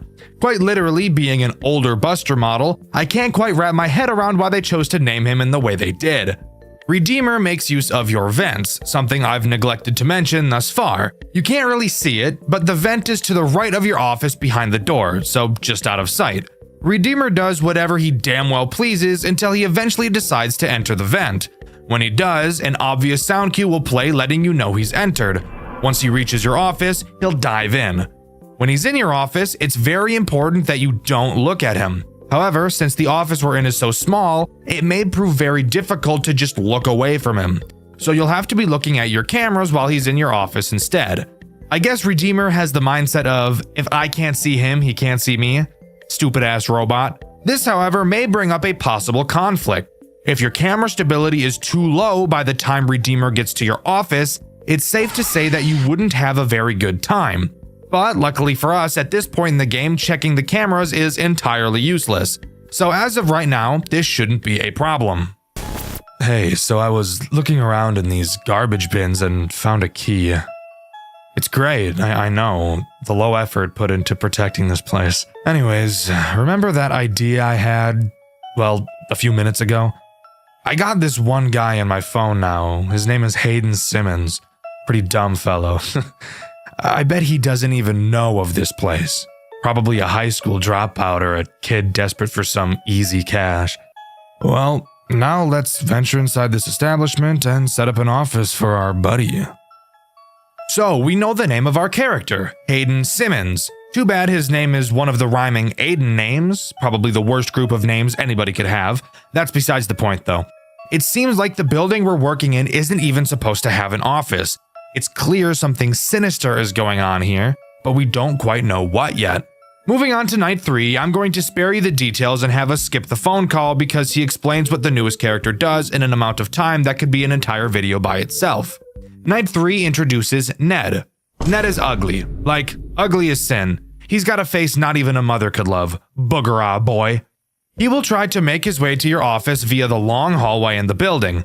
Unlike Buster, he isn't a complete dumbass, so the light trick won't really work on him. What will work on him, however, is the replace machinery button that I've blatantly and purposefully ignored up until this point, because explaining it earlier really wouldn't have made a whole lot of sense, now would it? Ned has multiple stages in the hallway. Every time you use the replace machinery button, he will go back a stage. I'm sure you can figure out how this works. Push him back, wait for the button to recharge, push him back again, keep him away from your office, which would in turn keep him away from your genitals. Whoopity-doo. However, this does bring up the issue of us needing to use our cameras now. So in combination with Redeemer, Ned could end up being a big problem down the road. Alright, sorry for keeping you waiting, but I had to run back to my car to get a battery for my phone. It's pretty low percentage right now, but it'll last now. Hayden says he'll be able to work next week, which is great. We'll pay him around $150 for his work, I guess. Maybe it's considered a scam to him, but I don't care. He just said he's not a fan of night jobs, but will do it anyways, and he'll play on his phone. That's gonna go down well. Anyways, let's head inside. The Wi-Fi better not be bad inside, I swear. Not much to note from this cutscene. We know we're getting criminally underpaid, and we know that playing on our phone really isn't going to be an option, which just makes me smile from ear to ear personally.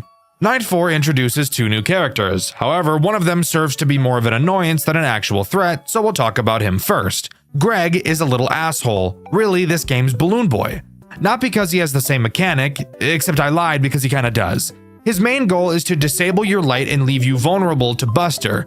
He'll slowly crawl across your office. You will have to click him multiple times to make him go away. If you don't, he'll park his fat ass on the button and prevent you from using your light. You might be asking yourself, Dxtr, clicking on him? How does the game justify that making sense? Perfect question. From the way the phone guy describes it, it's just poking him. So I guess this motherfucker's just the Pillsbury Doughboy. Ticklish ass robot. The other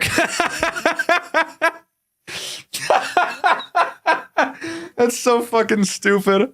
The other character introduced on this night is Glancy, what I feel is this game's most frustrating character.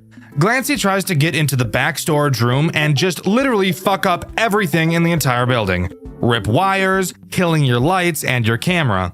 So obviously something you should want to avoid. The way you do so is very easy. Remember how I mentioned the cameras had two states, on and useless? Well, turns out I lied, as the useless mode actually isn't useless.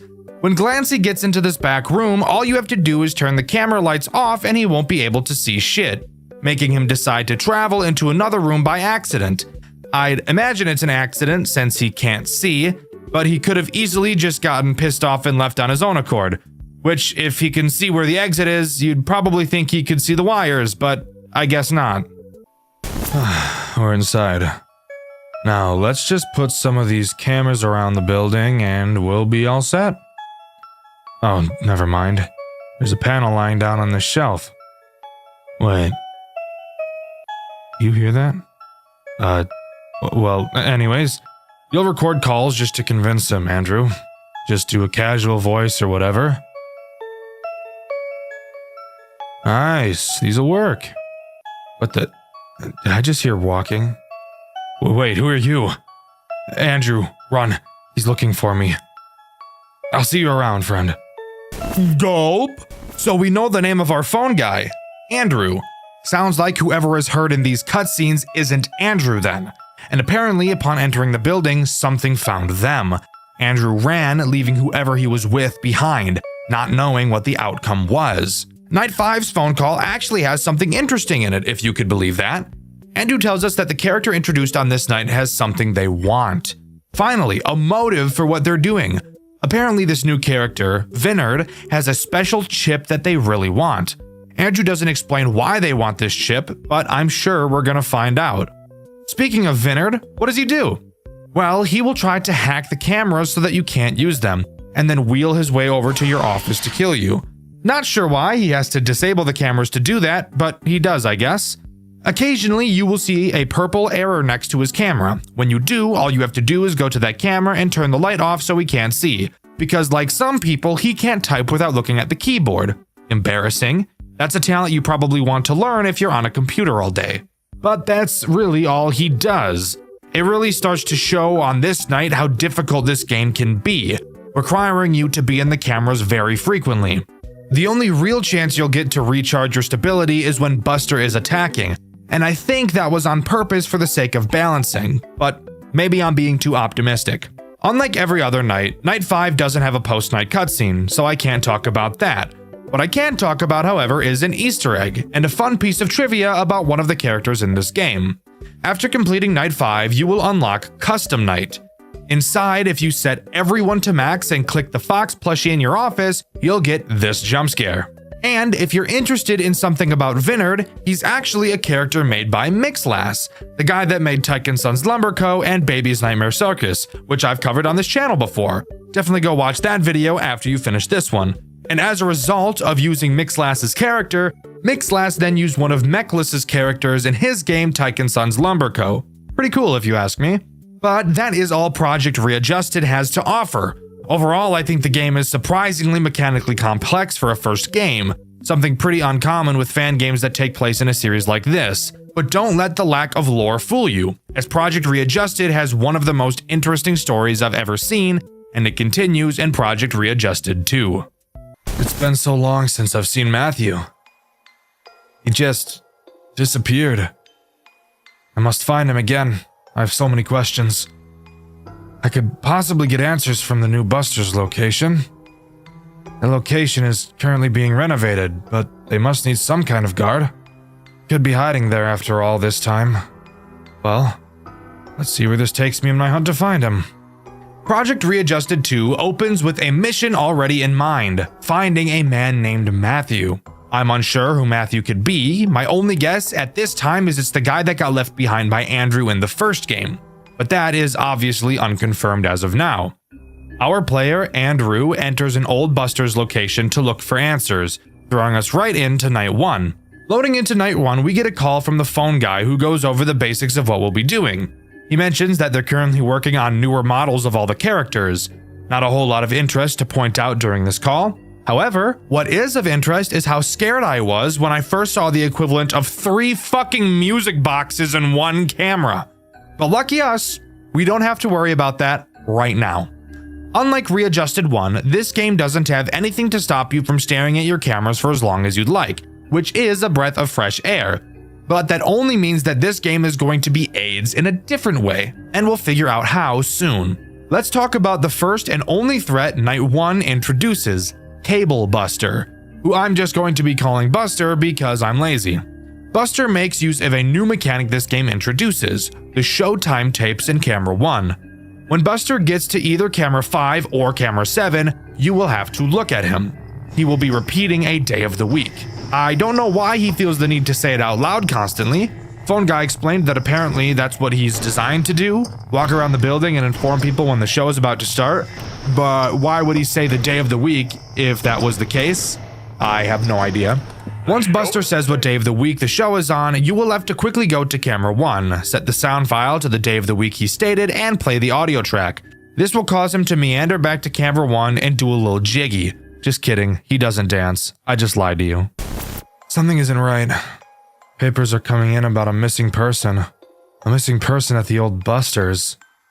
It must have been the spy that Matthew took care of. He's on the prowl and I will end it in this place. There's no way I can fail this. His tracks are so hidden yet so predictable. I just need more clues. So, Matthew killed a guy, and not just any guy, he killed a spy. So clearly Matthew is probably a bad and dangerous man. So we should approach with caution.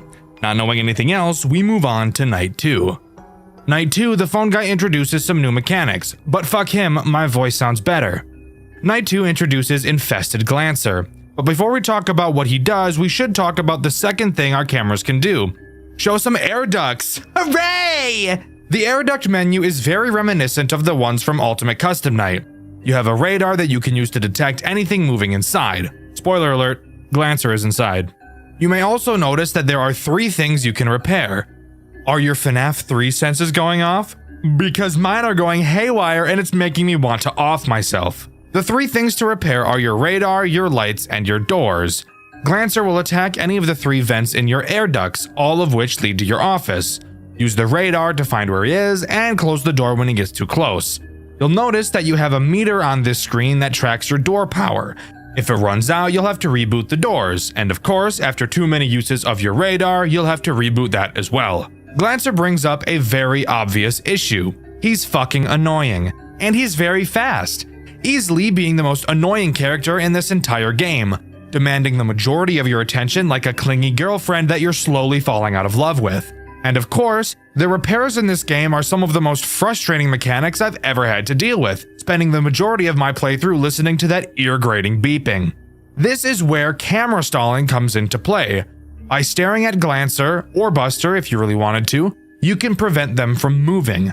Glancer does not initially start in the air ducts, so I'd usually spend as long as I possibly could staring at him so he didn't slip away. Because once he's in those ducts is when he becomes Satan. I can't decide on what to do. This whole situation is terrible. One wrong step and I'm in jail or potentially executed. I'm not falling into that hole of guilt with no way to release it. But damn, corpse inside that Glancer suit has definitely gotta be the spy. What else would Matthew have done to the body? Thrown it out? No way. I got my evidence. Now I just have to find Matthew himself. He can't be stopped now. So apparently there's a body inside of Glancer, the spy that Matthew killed. So yeah, that checks out. It really wouldn't be a FNAF game if people weren't getting stuffed into mascot suits, would it? Night 2 introduces 2 new characters, Magic Suit and Wraith Ned. Let's talk about Ned first since he's less annoying. He's this game's version of a Phantom Chica. Occasionally, he can start to appear on one of your cameras. If you don't look away from him fast enough, he'll jump scare you and cause you to need to repair everything. Your radar, your lights, your doors, your dick. Not super annoying, just get some reflexes and you'll be fine. Magic Suit, on the other hand, is very annoying. This is the guy who thought it'd be really funny to have 3 fucking music boxes at the same time. his 3 plugs will slowly decrease in power. You'll have to keep them charged up if you don't want Magic Suit to Magic Mike you. Fuck. You'll have to keep Fuck. You'll have to keep him charged up if you don't want Magic Suit to Magic Mike you. But in all honesty, these 2 new characters aren't even an issue. This entire game's main problem is Glancer. God, I hate him so much I could just stick a fork in my ass. That doesn't even make any sense, but irrational anger causes irrational responses sometimes. I don't know what to tell you. What the hell was that purple thing? Is the air in this place toxic? What the hell? Can't keep working here. I must escape before I lose my mind. I don't know what I'm going to do. I have a feeling finding Matthew won't be easy. Speaking of which, I found a tape from the old location. That Glancer suit had made itself in the backstage. How? Must have found the pieces from when the original Glancer and Glossy characters were split up and put together. I don't know how sewing those 2 together made any sense, but I guess it was good for Halloween. Scratch that. Anyways, Matthew forced that spy corpse down inside the Glancer suit while it was trying to escape. What is wrong with these chips? I feel like someone is controlling them. No way this is artificially programmed in the animatronics. It's too mobile. Now there's more than one thing I need to find out. Great. So it sounds to me that Glancer put himself together and tried to escape the building, but while doing so, Matthew stuffed a corpse of the spy inside of him. What the hell is going on? I have no idea, but hopefully some more context will come along soon. The only character introduced on Night 4 is Wraith Finn, being in my opinion the second biggest threat in this game. Finn will quietly appear in your office. Up until this point, you haven't had any reason to ever lower your camera. Well, Finn is now your reason. When he appears in your office, you will have to hold your mouse over the top half of his body until he fades away. If you don't, say hello to a fuck ton of repairs and a quick death. Something I find really weird about this mechanic is how it's explained in the game. The phone guy literally tells us to put our cursor over it. She said she's scared of what she saw, putting your cursor right on its upper half. That's kind of specific, but whatever. Just her, I guess. Anyway, good night. I've never really seen a FNAF game be meta like this before, but I guess, how else are you supposed to explain the mechanic? I suppose you could say to stare at it, but that wouldn't indicate you need to touch it with your mouse. Overall, a very goofy introduction, and a character that I forgot about so much, I think I died to him more than any other character throughout this entire franchise. Okay, I have many questions. How did that design get into this place, and how did it just fade out of existence? It was called Finn. We never got around to finishing it. It was like Buster's pal. The head was never done, but he had his other pieces done. Although I noticed this Finn had his hands gone. This place is so damn weird. This place is so damn weird. Alright, so really nothing interesting said there at all. Finn was supposed to be Buster's friend. Buster is a fucking robot. He has no friends. Moving on to Night 5, as it should be much more interesting and hopefully have a more interesting post-night cutscene. Night 5 introduces the last threat this game has to offer, Wraith Vinard. A character that isn't too terrible to deal with, but will really just act to take more of your needed time away from Glancy, which is obviously not something we want. Vinard only ever appears on camera 8. Occasionally, when checking that camera, you will see Vinard's silhouette with no eyes. You will have to stare at him until his eyes appear. Once they appear, you will then have to quickly look away as if you aren't the fucking reason his eyes appeared in the first place. Something super interesting to note that I haven't mentioned so far is how these wraiths have been explained by the phone guy, being the only characters he's convinced aren't real. But you might be wondering, if he doesn't think they're real, why does he mention them? That's a good point. Apparently, the guard that worked here before us left several notes about these wraiths, and the phone guy is reading her notes to us in the phone calls.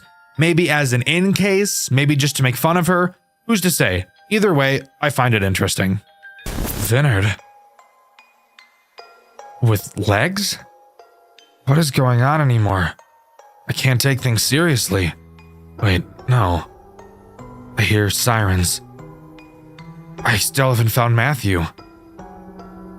And I got several people outside awaiting my arrival. Police cars. Someone found out. Someone told them. Matthew, you bastard. I will find you. You won't get away with this. I can't believe this is how my story ends. It's not right. I can't. Matthew was never found by any officials or Andrew. Andrew attempted to bring the situation to court, but not enough evidence was collected.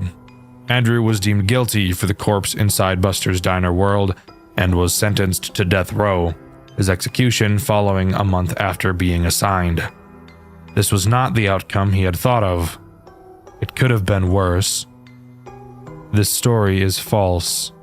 Well, goddamn! Quick recap. In this game, we play as Andrew, the phone guy from the first game. We still don't fully know exactly who Matthew is, but he called the police and informed them that Andrew was at the building and had killed someone. They arrived, found the body in the Glancer suit, and had Andrew killed, giving us the fake ending. Oh god, endings, Dxtr. Let's quickly go over what it takes to get this true ending, please. Well, there are several minigames you will need to complete throughout the game in order to get this true ending. Let's blast through how to get them. During each night, a specific camera will have its name flickering slightly. Clicking on the name will shoot you into the minigame.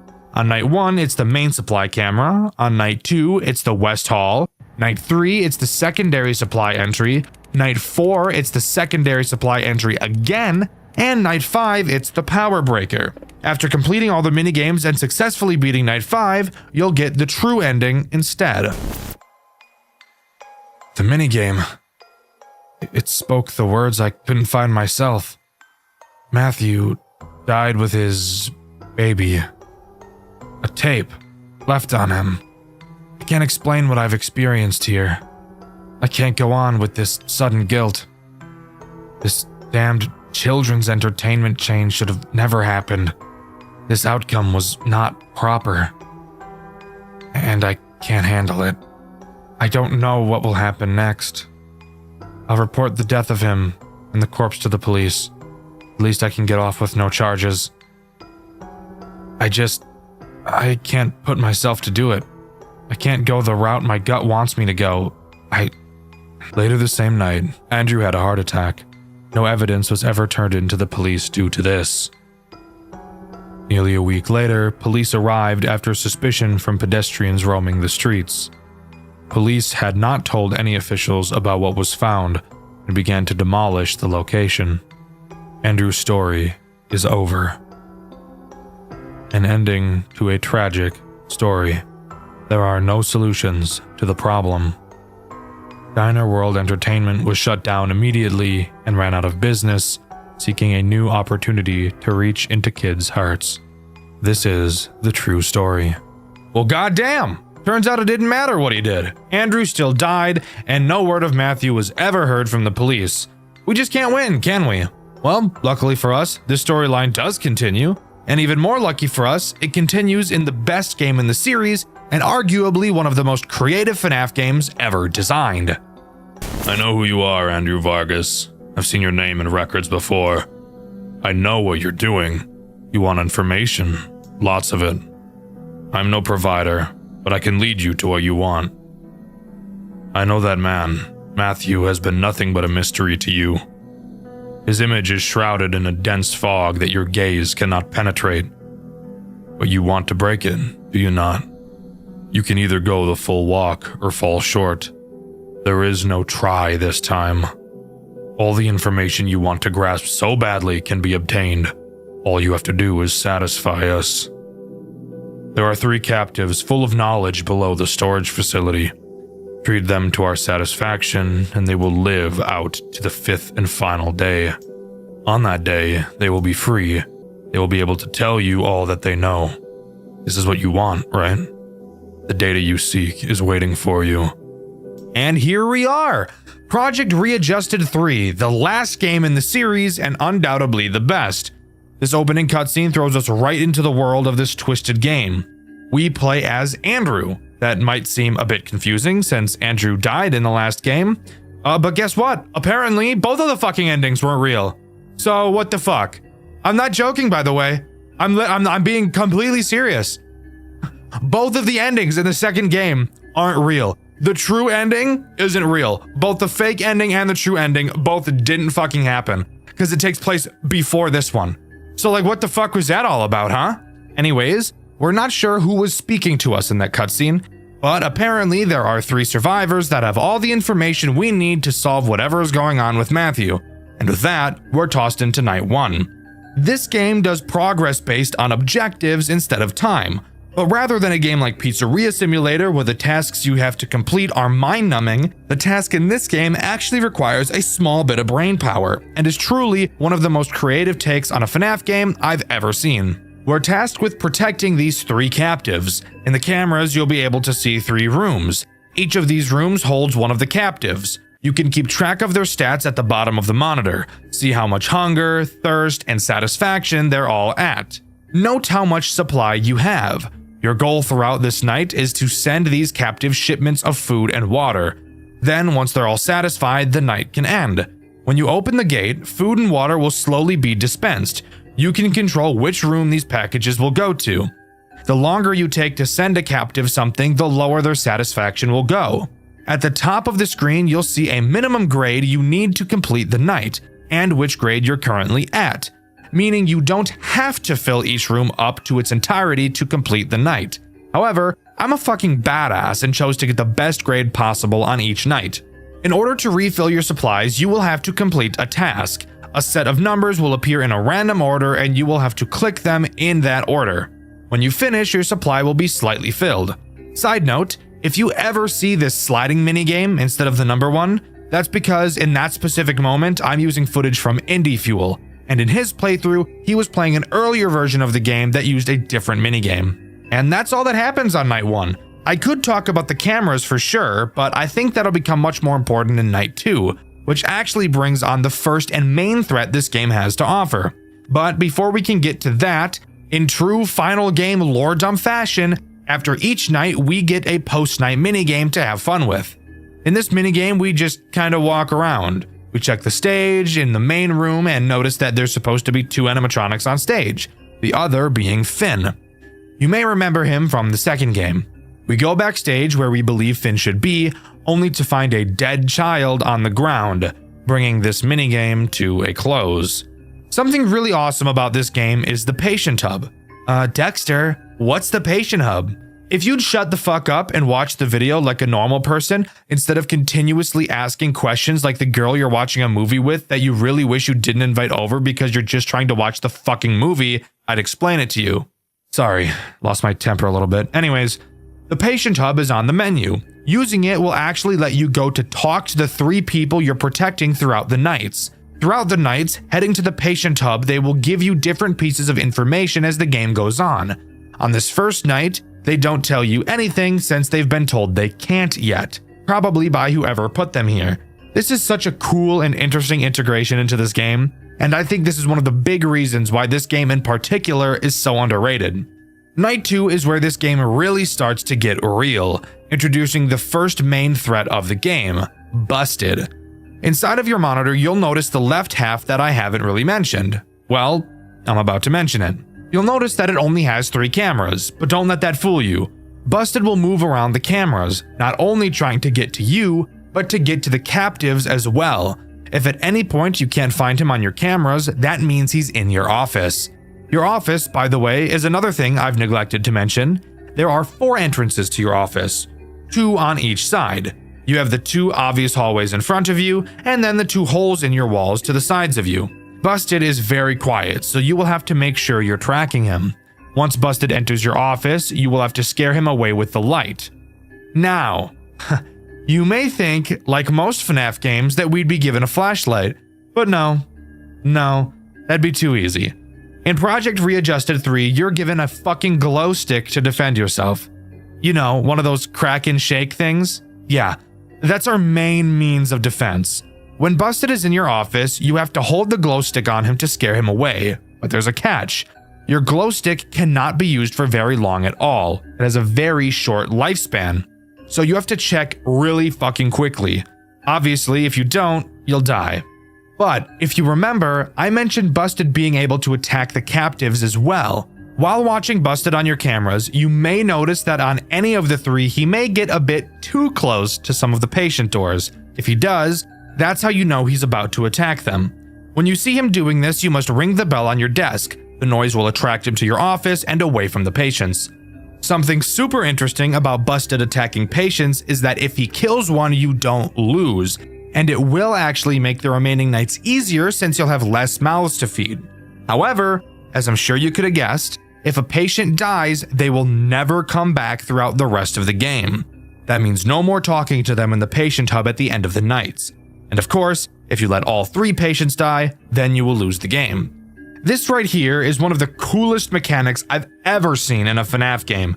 Project Readjusted 3 is literally just being placed in a saw trap, really. In the post-night 2 minigame, we talk with the other guards about what we saw. They mentioned this is the second time this has happened. Walking up to the stage, we find another dead child, presumably killed by Buster. We're told to check the office for anything else, and we do. Upon finding nothing, we walk back, only to see the ghost of some unknown spirit that looks like Finn walking away. I started seeing some weird things recently. They were purple weird things. It got closer as I blinded myself, but as I looked at it, it faded away. I don't know what to do. At least the leader himself isn't down here. He is very strict. He would be looking at me, making sure I was staying put and acting appropriately. He threatened to stop liquids from coming into my room if I didn't listen. He really wants us to go his way, so just send us supplies like he wants, at least when he is nearby. As long as he doesn't notice you aren't doing what he wants, he should be fine. This place is a crazed house, and it's all your fault. I can't believe this. You better get out of here in the end. With me alive! I've started hearing screams. It sounded like it came from a room adjacent to mine. Maybe I'm hallucinating. After all, we are under that old building. You know it had the fume problem, right? Surely you do. You used to work there. You told us all about you. My sister used to work there, but she hasn't touched it since. I think I've figured out why now. Just don't forget about your main threat. But don't let yourself get too paranoid about it. You got this. On night 3, we get introduced to the last threat this game has to offer, the purple hallucinations, explained by the fact that there are strange fumes coming from the facility above. These hallucinations act as a nuisance, but a nuisance you're going to want to maintain. They can appear in any of your cameras or in your office, and they're very quiet. If they're on your cameras, you have to stare at them, and if they're in your office, you have to flash your glow stick at them. They will never kill you themselves, but they will scare the patients if you don't get rid of them. And if the patients get scared, they'll scream and Busted will kill them. Not at all a difficult threat, but an annoying one nonetheless. The game doesn't really start to get too difficult yet at this point, so let's just move on to the post-night 3 minigame. In the post-night 3 minigame, we really just want to get out of the building at this point. We meet a guard who says that the crowd outside is still going spastic. As we try to walk outside, I'm assuming we start hallucinating? I'm not really sure because I have no idea what else I'm looking at could possibly even be. And the minigame comes to a close. I'm too paranoid. You need to just get us out of here. The creatures are multiplying. Just more staring. Listen out for a squeal if something goes wrong over here. Those purple figures always come for us. Just make sure to get rid of them, please. What's going on over on your end? I keep hearing such strange noises. If you want something out of me, you better keep me satisfied. I don't want whatever is coming for you near me. Ring the bell you were given if one of them is heading to my room, I wouldn't ring that bell all the time, since it is causing noises, of course. Don't be stupid.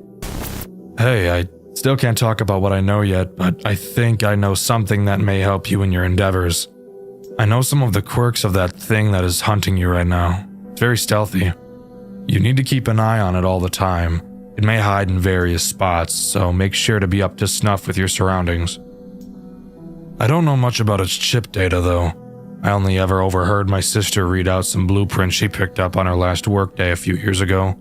Night 4 doesn't introduce anything new, however I do want to take this time to mention a mechanic this game has that makes the entire experience way more difficult than it would normally be. Switching cameras. I know, that may sound like a mechanic that most people wouldn't even think twice about, but it's on this night that Busted can start to get pretty quick when moving around. So quickly moving through the cameras will become important.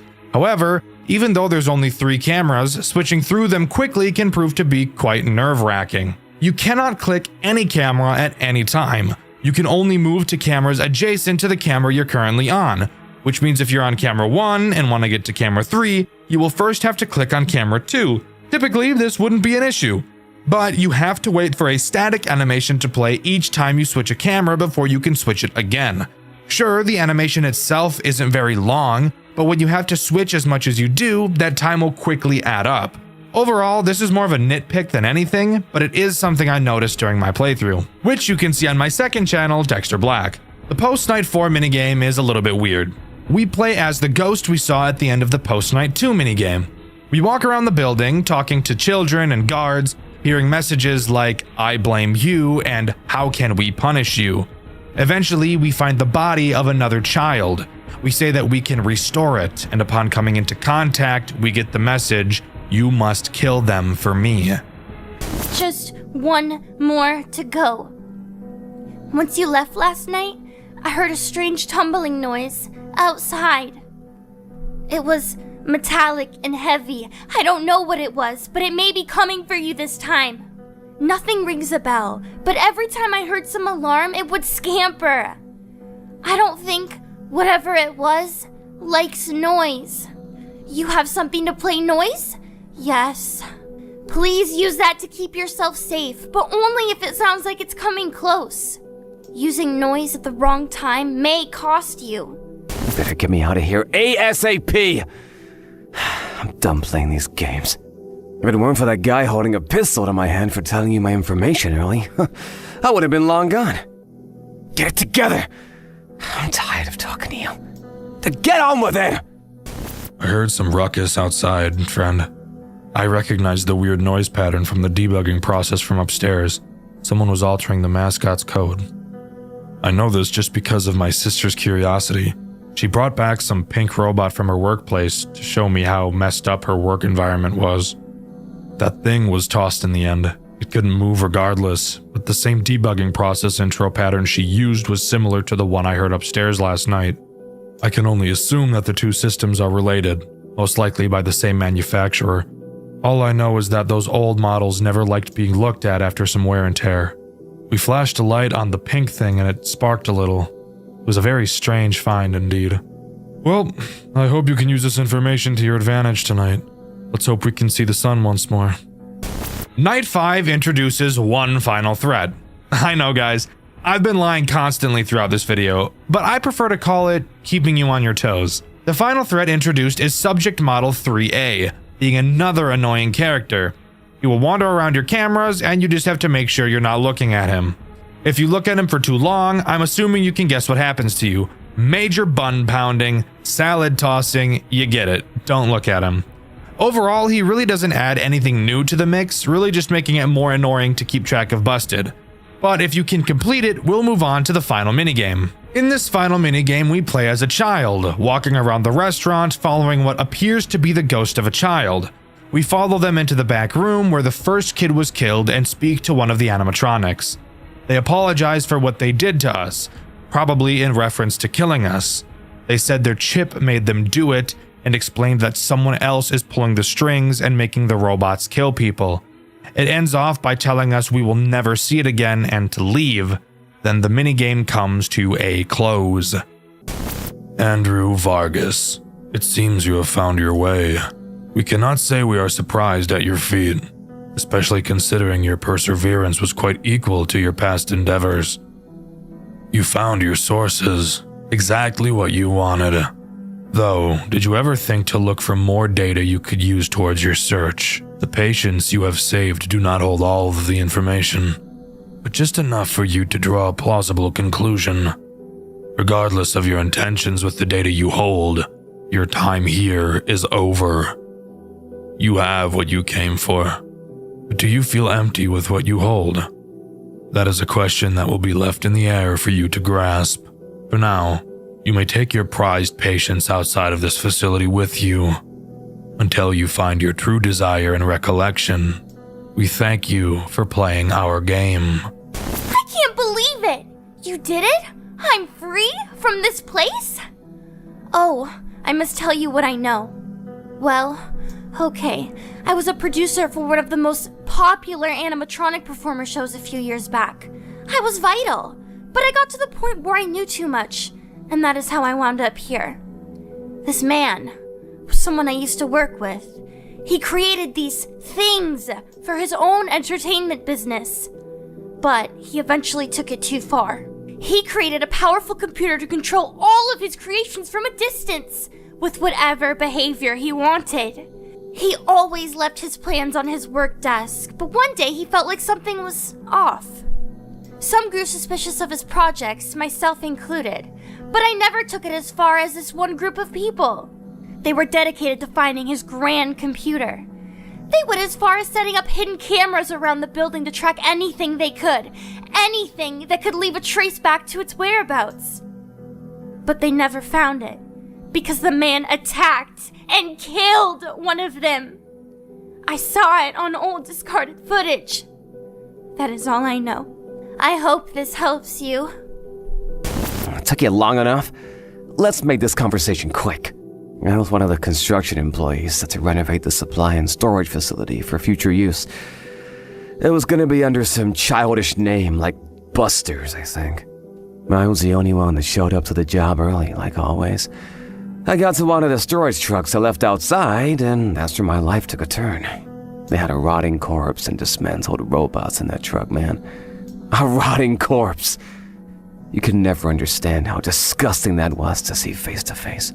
Sucker fell right out of the truck too, like it was last in line. It was in some blue wreck of a mascot suit. It had a camera stuffed in its mouth. It was horrible. I think you get it now. I went to go get my bag and quit my job, but some gray thing grabbed me and pulled me deeper into that building. Next thing you know, I was dangling for my life. Awesome, right? Well, it pulled me past some satellite. It was covered in those dumb white masks you've seen. The same one the guy is wearing. It's all some weird gimmick. But I know what that gimmick is for. That satellite was being used to get that white rabbit robot back from the depths of the forest, right off of Brickview Boulevard. It had to have been made for that. I'm no fool. I knew about that white monster rumor, and I even went hunting for it one time with the boys. It has to be linked. That's all I got for you. We better not come into contact like this again. I have to owe you something for your determination, my friend. I'm honored. Oh, right, I do owe you something. I have something to tell you. Before this, I was an aspiring mechanical engineer. Machines have always enticed me, so I had been studying it for months prior to this incident. As you know, my sister had worked at that old supply and storage facility years ago. She was my main inspiration for this interest of mine. That night, when she came home with that pink robot, changed everything for me. We dug into the hardware of the robot ourselves. Our father had some spare tools in the garage, so we didn't have to rip into it to damage the thing even worse. We found a lot of weird oddities. One of the most obvious ones was its back. It had the tips of endoskeleton fingers buried in the suit piece, like it was torn apart by one of its own. Another one was its eye. We found a serial number printed in a fine black font face in the back of the eyelids, but it only routed to a 404 page on our home computer. Lastly, it had a code written on the inside of each of the suit parts. It read Model Pound 3C. I don't know the significance of the C. Maybe it was part of a trio, unless there are models with parts 3D or more. We extracted the chip from the robot, though. It was in a very rough condition, but it was somewhat intact. It even had a USB slot in it, which was extremely new at the time. We plugged the cord into our home computer, but it pulled up a ton of strange prompts. We clicked through all of them and found a folder with many text files inside of it. A lot of it was just a garbled mess, but some had what seemed to be addresses. They were impossible for us to decipher fully. Was this animatronic generation holding locations? That's the strange part. What's even more strange is that it had a file named task.txt amongst all the other distorted file names. We opened it, but for some reason the USB had ejected itself. We tried plugging it back into the computer, but it wouldn't pick it up again. All I was able to see before it disconnected was something along the lines of, "He must see what I have done, and maybe he will realize he should have stayed by my side. I know what I'm doing." That's all that I know, friend. See you on the other side. Project Readjusted's story doesn't throw the answers at you. It gives you pieces, conversations, job descriptions, weird one-liners, and you're meant to piece together what was really happening behind the walls of Buster's Diner World. But once you line everything up, the picture is pretty clear. Two employees start a project they don't fully understand. It gets out of control, and one of them ends up paying the price for it. It all starts after Buster's shuts down. The public thinks the place is done, the animatronics are boxed up, and everyone has moved on. But Diner World Entertainment hasn't. They're still in the building, still tinkering, and still trying to push something forward. Something they only ever call the project. And at the center of it are two people, Andrew Vargas and his co-worker, Matthew. The two are exploring the closed building long after hours, checking the animatronics, looking through old hardware, and trying to locate something hidden deep inside the cast. Something the company wants extremely badly. A special chip connected to a hostile presence in the animatronics. They can't pull it out safely, they can't study it while it's roaming, and they can't risk handling it directly. So their entire plan is built around one thing: lure the entity into range, pull the chip, replace it, and get out. But they can't do it themselves. They need someone to sit in the office every night, act like a regular night guard, and unintentionally draw the animatronics towards them so Andrew and Matthew can track the patterns. That's where Hayden comes in. On paper, Hayden is just watching the cameras for 6 short nights. In reality, he's bait. Everything he sees, Buster, Glancer, Redeemer, all of it is part of a larger plan to drag this thing out. And for the most part, the plan works. The animatronics are active, the patterns are recorded, the project moves into its second stage. But then something happens that completely derails Matthew. Someone else breaks into the building. A man who isn't supposed to be there.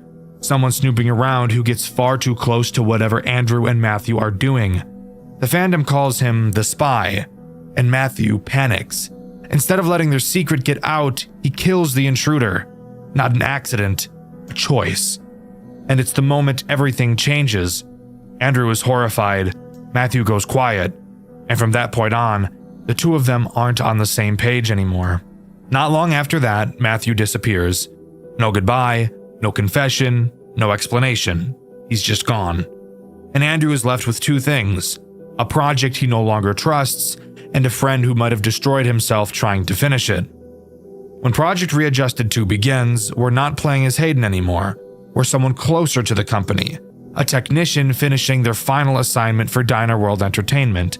This job isn't about survival, it's about data. Watching animatronic behavior, tracking motion patterns, feeding information back into whatever the project is turning into. And in the background of all of this, someone, heavily implied to be Andrew, keeps repeating the same thoughts. He's been gone for so long. I need answers. Where did he go? The entire game feels like Andrew trying to keep the company satisfied while quietly searching for any clue about Matthew's disappearance.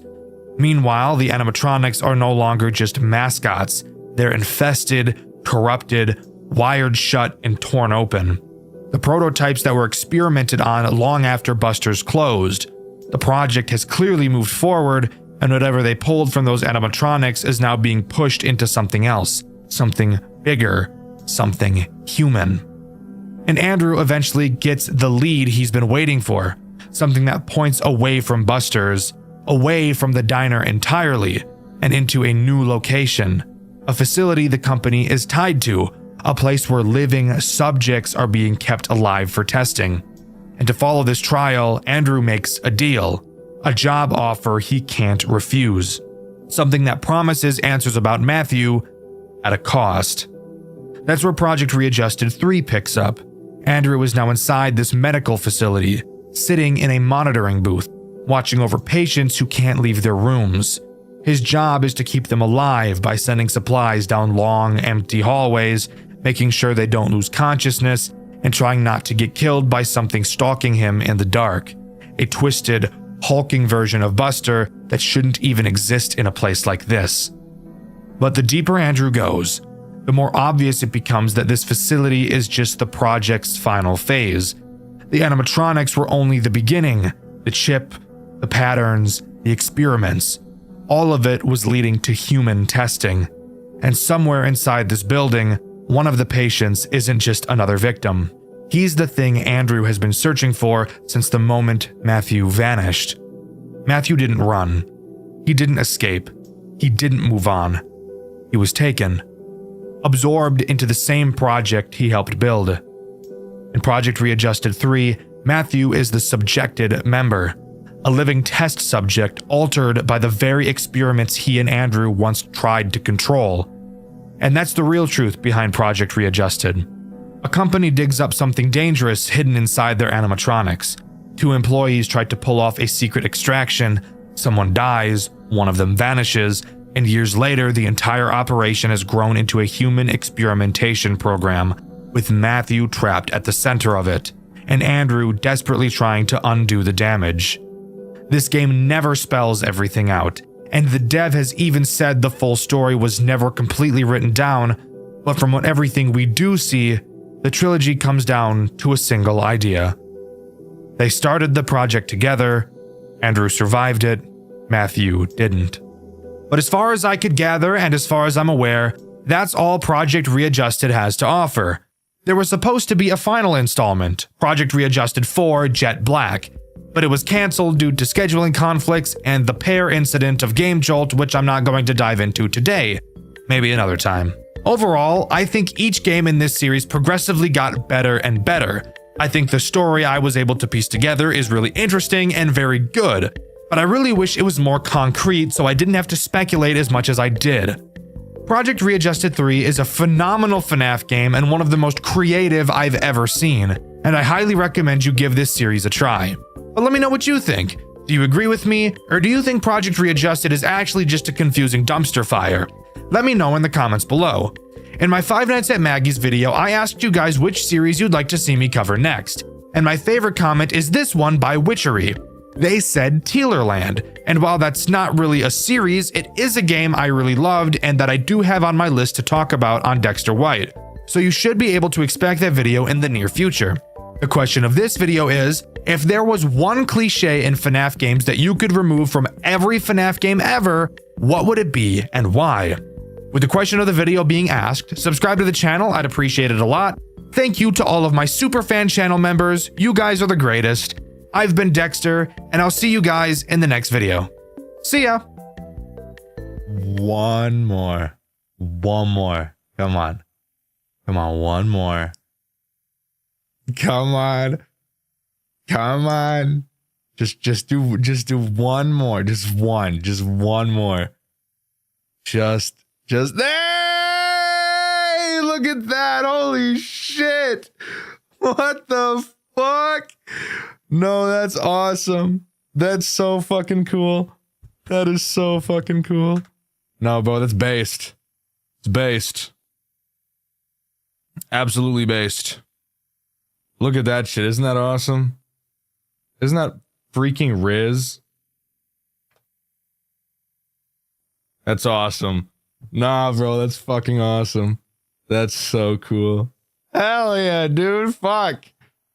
Holy shit. No, that's awesome.